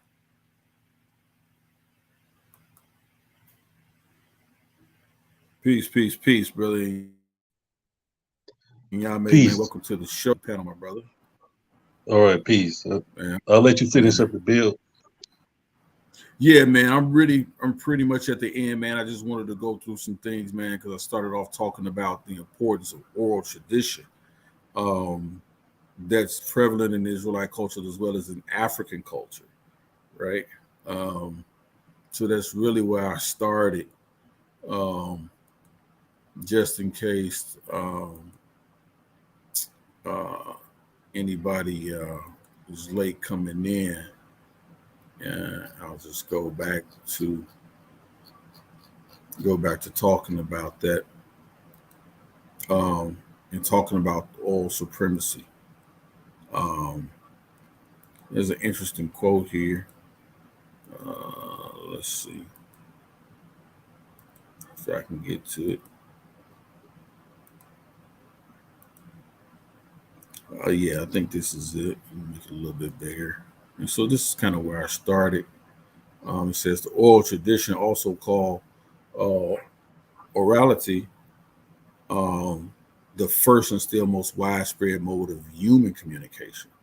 Far more than just talking, oral tradition refers to a dynamic and highly diverse oral medium for evolving story and transmitting knowledge, art, and ideas. It is typically contrasted with literacy, with which it can and does interact in a myriad of ways, and also with literature, which it dwarfs in size, diversity, and social function. And then I give the source here, John Miles Foley on Oral Tradition, Encyclopedia Britannica. So that's just sort of where uh, I began. And then from there, I just went into certain things that sort of supported how oral tradition um, is much more used than written tradition. And so, oftentimes, as we hear in arguments, people always say, "Well, where's your original text, and where are the books of these people?" So these are some of the same arguments we hear about people when they talk about Africa. They had no books, so they must have been ignorant, or they didn't leave any writing, so they weren't as intelligent. But we see that oral tradition is a much more, if not intellectual form of communicating, um, and one that is held traditionally for thousands of years with almost complete accuracy, with some varying degrees, but in the end, um, as contrast to literacy, almost is more accurate than what we find in a written document. Um, and so, that's where I sort of just started this conversation, and sort of bring that out. So, but what's been up with you, man? I know I've been trying to get you onto a show, man. I just recently got my podcast up and going, um, and just put up a few things, man. So I want to start building on that, man.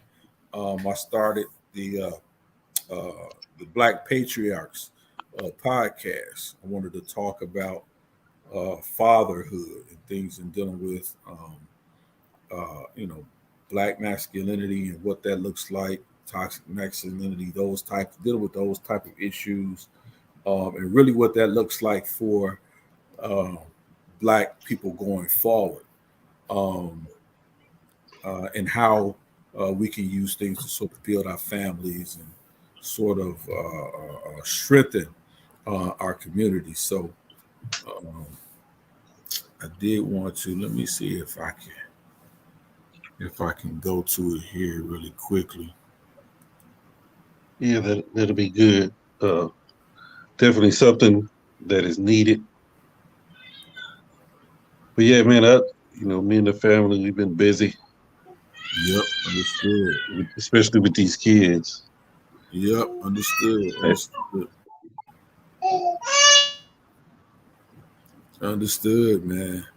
Understood. So here it is. Um, just so anybody wants to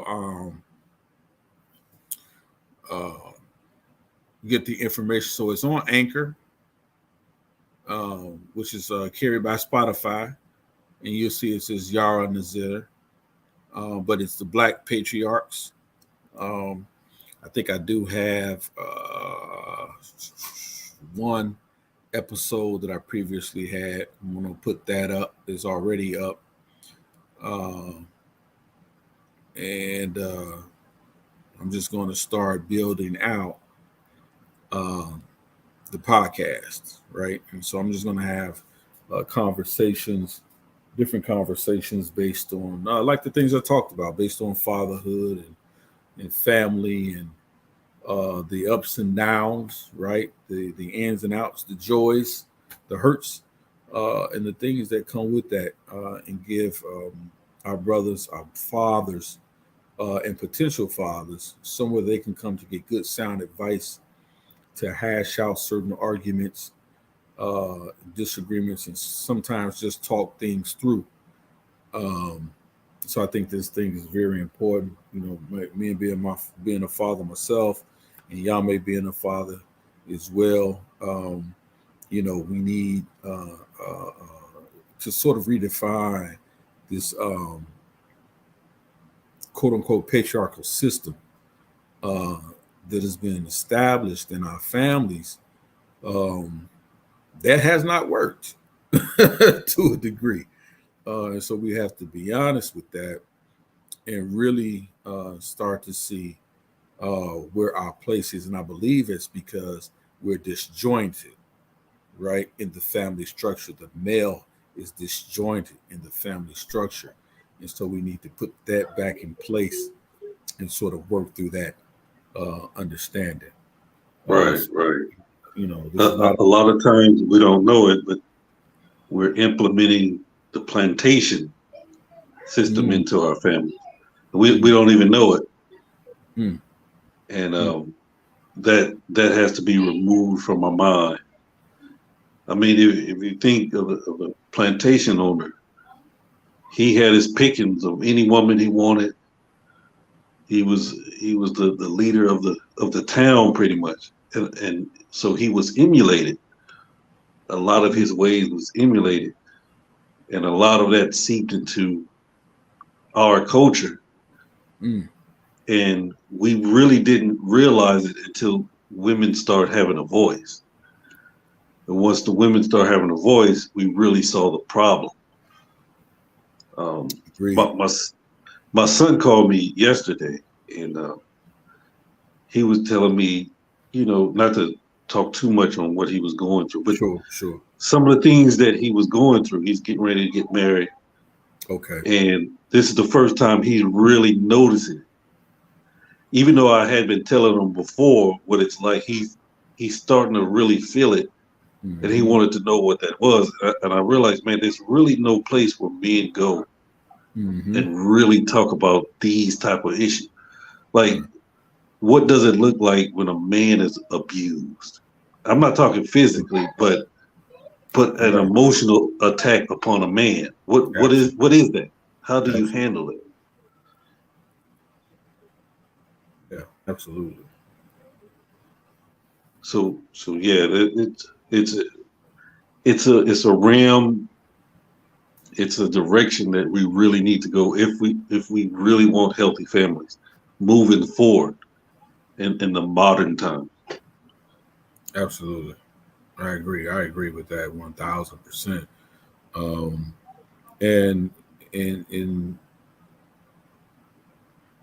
what we need is, and again, I agree with you. We need conversation. We need real conversation. Pull no punches type of conversations. You know, direct. I found out one thing that in dealing with people, counseling in some situations, that especially dealing with men, you really can't treat them with kid gloves when it comes to certain things, because if it's not based on, and I'm saying it when I say it, I'm saying it's doing this in a area of love. And I think black men have a hard time saying that word if it's not connected to sexual gratification. And so we have to learn how to deal with each other first in love, right? And it's even to the point where in dealing with one another in love, in a spirit of love, you know, now it's almost, you know, men are even afraid to say it without first prefacing, you know, no homo or something like that.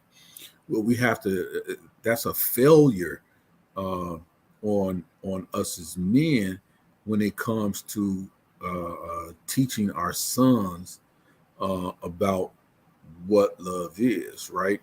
And so oftentimes, you know, we mistake certain things for love, and we want to run out and, you know, we want to get hitched up, we want to get married, and, you know, and not really understanding that there are challenges that come with their challenges on us rediscovering or simply discovering who we are and discovering ourselves. Because marriage will do that to you. It will make you reflect and make you see yourself for who you are. If not, that person who you're marrying, they will do it for you. They would do it right, for you. right.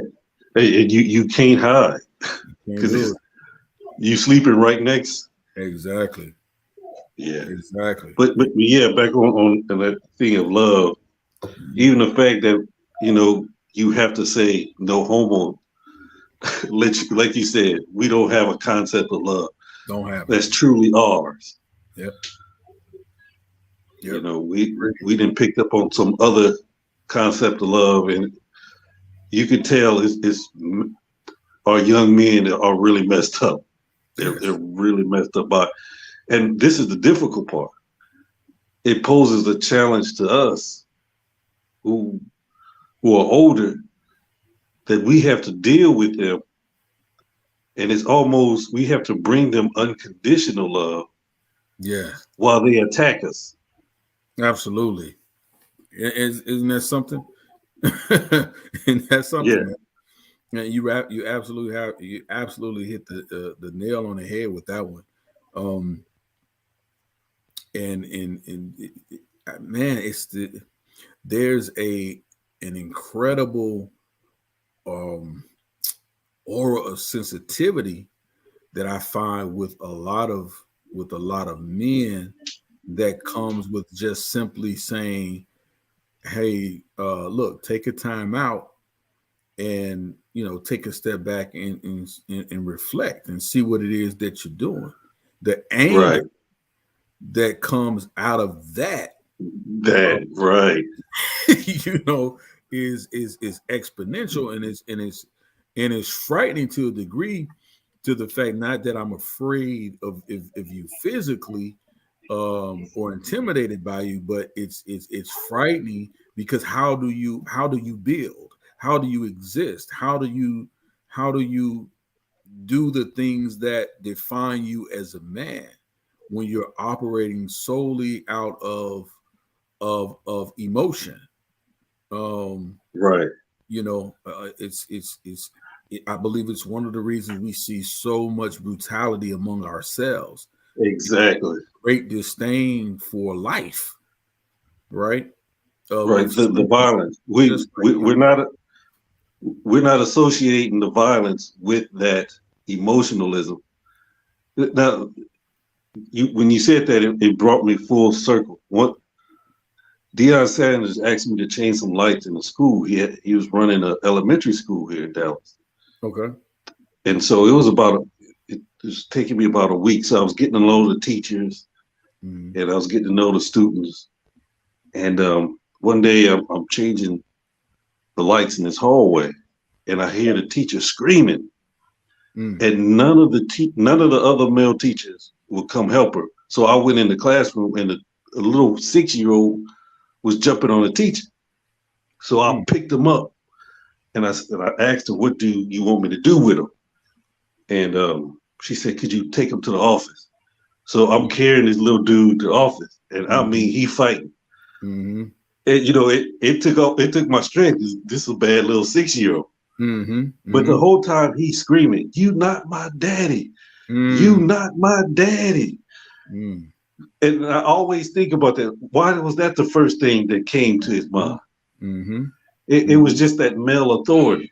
Yeah, male authority. Yep.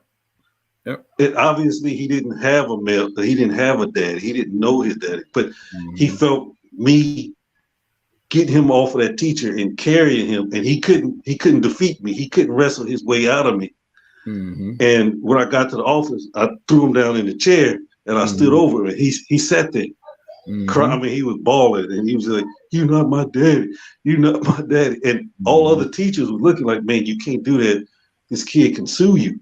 And I said, "Well, let him sue me." He jumped on the teacher. But from that point, from that 6-year-old, you can see how it would manifest into a 13-year-old, then an 18-year-old, then somebody 25, and you trying to say, bro, that's the wrong way to do it. And I've talked to somebody 30, and they said the same thing. You know, who you think you is? My daddy? Yeah. You don't tell me. Yeah. Yeah. And I saw the same. I see in a lot of these men that 6-year-old that I had to pick up and carry to the office. That's powerful right there. That's powerful right there because what I've come to understand is that that's exactly what I find myself doing at times. And I've even had to deal with myself sometimes. And somebody may have said this before, so I don't think I'm saying anything groundbreaking, anything new. But sometimes we have to deal with that little boy inside of us. Oh, absolutely. Yeah. That someone hasn't paid attention to, right? Or someone hasn't given enough attention to. And it all comes back to a child from conception, from the womb. Whenever you want to argue, whoever wants to argue when that actually happens, but that child, from the time it's born up until now, needs a certain amount, a level of love and affection and nurturing from a man. And I'm not talking about any funny business, because we have to give these little these little bullet points when we say these types of things. And I'm talking about just strictly saying, hey son, I love you, or hey young man, you're doing great, you're doing good, I appreciate what you've done. And it can be something as significant as in putting on his shoes on the right feet. Right? We have to be able to give praise in instances where they do things the right way, or trying to do their best, right? Instead of always being negative with them, with the things that they do wrong. Because if you give something, if you give someone the tools to self-correct, it's easier to do that when they know that you love them, right? And that what you're doing is not to use them in a certain way, right? Or to take advantage of them. Exactly. Right. Yeah, Right. And I know we kind of drifted a little bit. Yeah. I didn't want to stay too long, but also with young men, people don't realize how much young men are exploited. Mm-hmm. I need you on this football team, and the only value I see is if you could catch that football, or can you run with the football? Mm-hmm. Can you shoot a basketball? Can you hit the baseball? Mm-hmm. They don't really see what it is for a man to love them just for who they are. Right, absolutely. Aside from playing sports, cheering them on with sports, just the basic thing. And I'm guilty of it too, because I can be tough because I feel the world is tough. But what you said is right. Just, man, you got your shoe right this time. Great job. A good job that you did. Right. That's right. You know, or even the kids that's in school that's not playing sport, but he has a difficult situation at home and he still has good grades. That's right. And that's celebrated. We don't celebrate that. That's right. So yeah, we have a long way to go. We have a long way to go, man. And even with that, especially little black and brown and yellow boys, like, we have to really do that, because in some of these school systems, where the teachers aren't always reflective of the community, don't always do that, and so sometimes they go without, right? They go without. So these are things you really need to get into, and I really appreciate you coming on, man, and hope we can connect more when I can come on, and you let me know when you can come on. And I'll let you know when I'm available, man, and we can really get into this because it's a very much needed conversation. Even more so prevalent now that even the time I think I first mentioned it to you and you agreed to come on and do it. Right. We really need this. And so if anyone's listening right now, those who are in the chat, come on and subscribe to the podcast channel. It's the Black Patriarchs channel, and you see the logo. You'll see that here. I'm going to change that. And Yame, I would like to add you as a host on here as a co-host. I'll do whatever I need to do. But any topics you want to delve into, any guests you want to bring on, I really want to have these conversations,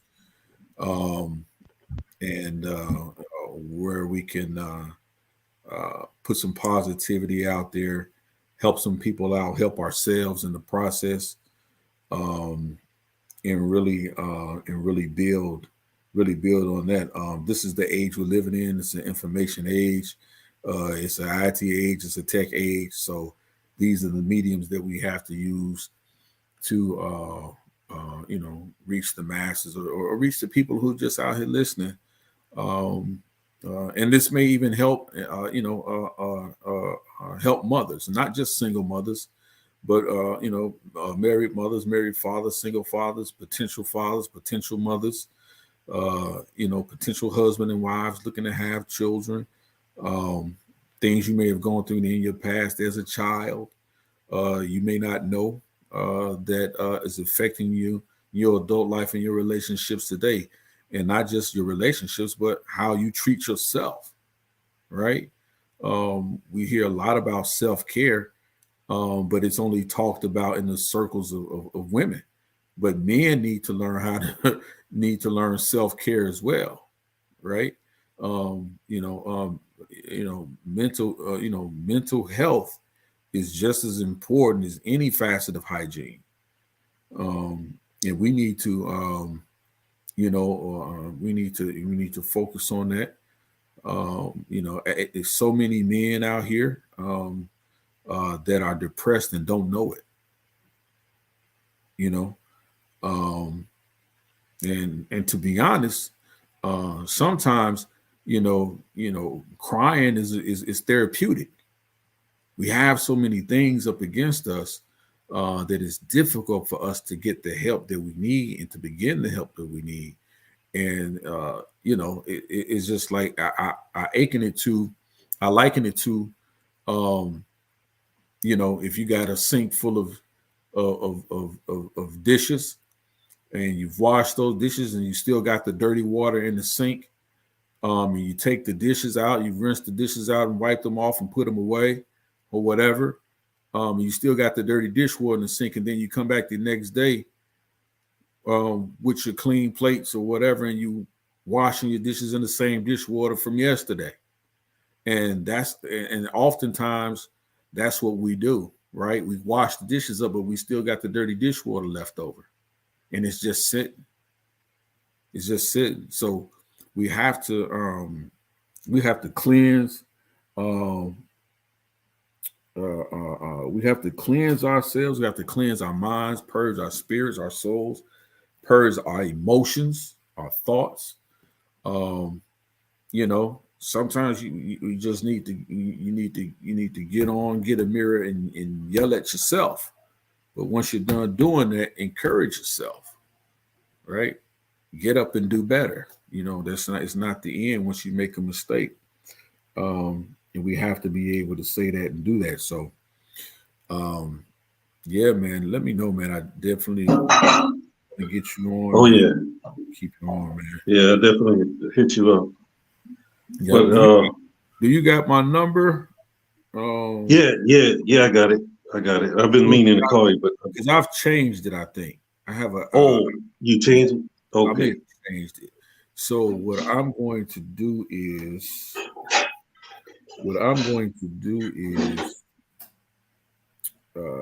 I got your email. Your email is the same, right? Yeah. They send it to that email. I'm gonna email it to you. Shalom, Akmalak. Appreciate you, fam, showing up, brother. And I definitely want to talk to y'all. Maybe we can have a panel on like I have a different take of what is called Judah, okay, and Israel, and even Lachish. I personally believe Lachish and Judah were sister states. Okay. As opposed to the same, and the House of Omri. I don't know. One day we'll put up the obelisk. Yep. That the Assyrian obelisk. They show the people of Lachish, mm-hmm. and they show the House of Omri, mm-hmm. and they depicted them different. Mm-hmm. And I mean, the people of Lachish, you can clearly see the little curls in the beard, in the mm-hmm. hair. Mm-hmm. And the House of Omri, they drew their hair straight. That's what. That's on the I think it's Sennacherib or the Siege of Lachish, something one of those. But we're definitely we could chop it up one time. Okay. Like to me, there's definitely a history there. Mm-hmm. But I personally believe the final redactor, the final editor, changed so much that it doesn't reflect the reality that went on in that time period. That's my personal studies. Got you. That's what I was saying. Got you.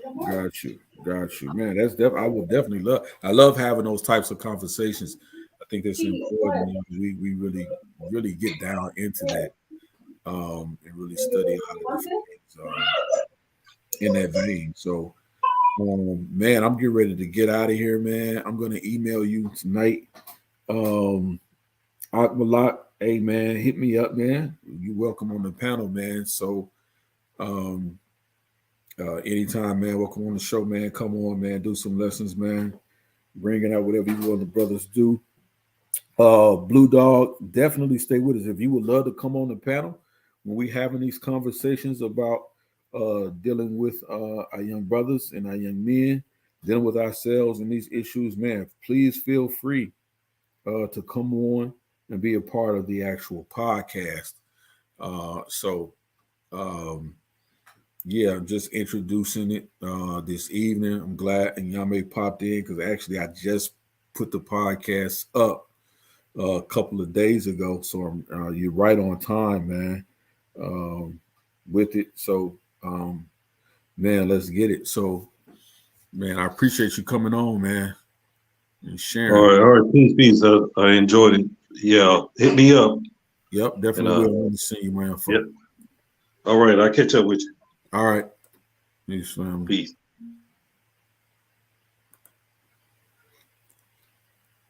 Hey, man, so we're getting ready to get up out of here, man. Again, I appreciate everybody, man, who's tuned in, man.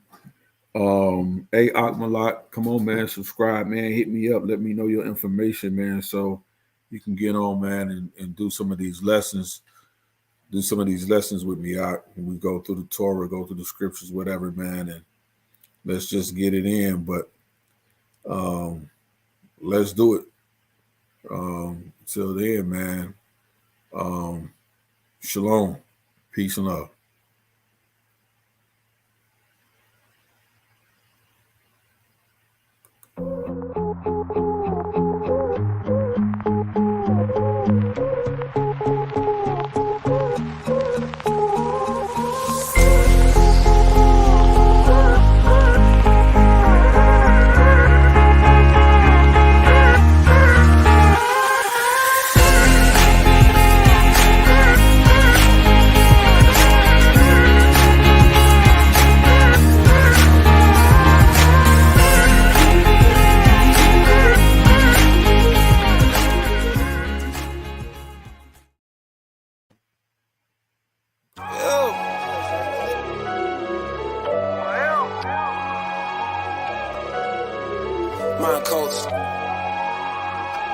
No sweat.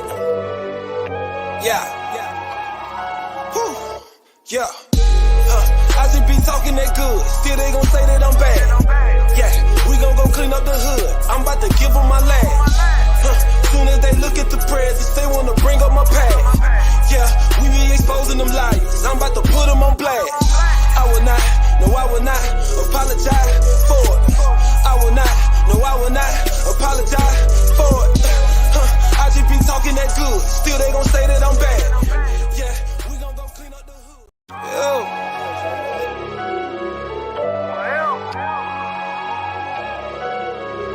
Mind culture. No sweat. Yeah. Whew. Yeah. I just be talking that good, still they gon' say that I'm bad. Yeah, we gon' go clean up the hood, I'm about to give them my last. Soon as they look at the presents, they wanna bring up my past. Yeah, we be exposing them liars, I'm about to put them on blast. I will not, no I will not apologize for it. I will not, no I will not apologize for it. I just be talking that good, still they gon' say that I'm bad. Yeah, we gon' go clean up the hood, I'm about to give them my last. Yeah, say what they wanna say, do what they wanna do. Just acting like animals, someone do hold you accountable. Stay on my brew automatic, but this old vessel with manual. I want a life with no static, that's why I stick to the manual. This is that special delivery, righteous and me, perfect chemistry. You who give me the energy, tryna go hard with no penalties. I couldn't do this with 10 of me, that's why I need them right next to me. I only roll with the power, it got the will, I'm just company. Physical thing don't mean much to me, just knowing the truth is a luxury. I'm putting freedom behind bars, I know it sound crazy but listen deep. Don't have to be scared to come take a peek, you'll feel right at home if you take a seat. Only the meek shall inherit, that's on repeat like a parrot. I'm good from the block like Elijah Warren, the tenets of TORAH gon' overcome. I load up my mind like you load a gun, yes only with ammo that get it done. Stay the same, gotta maintain, facing devils and the chain gang. Rules in, now the game change, win or lose I'm the same man.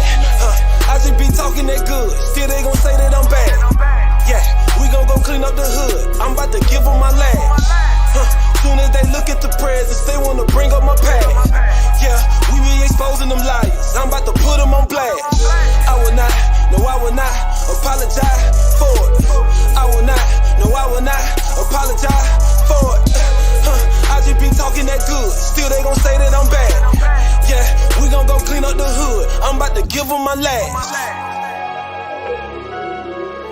Forever.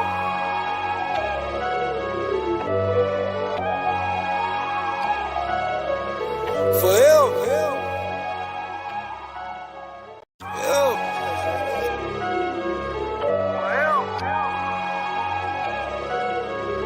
Mind culture. No sweat. Yeah. Whew. Yeah. I just be talking that good, still they gon' say that I'm bad. Yeah, we gon' go clean up the hood, I'm about to give them my last. Soon as they look at the presents, they wanna bring up my past. Yeah, we be exposing them liars, I'm about to put them on blast. I will not, no I will not apologize for it. I will not, no I will not apologize for it. I just be talking that good, still they gon' say that I'm bad.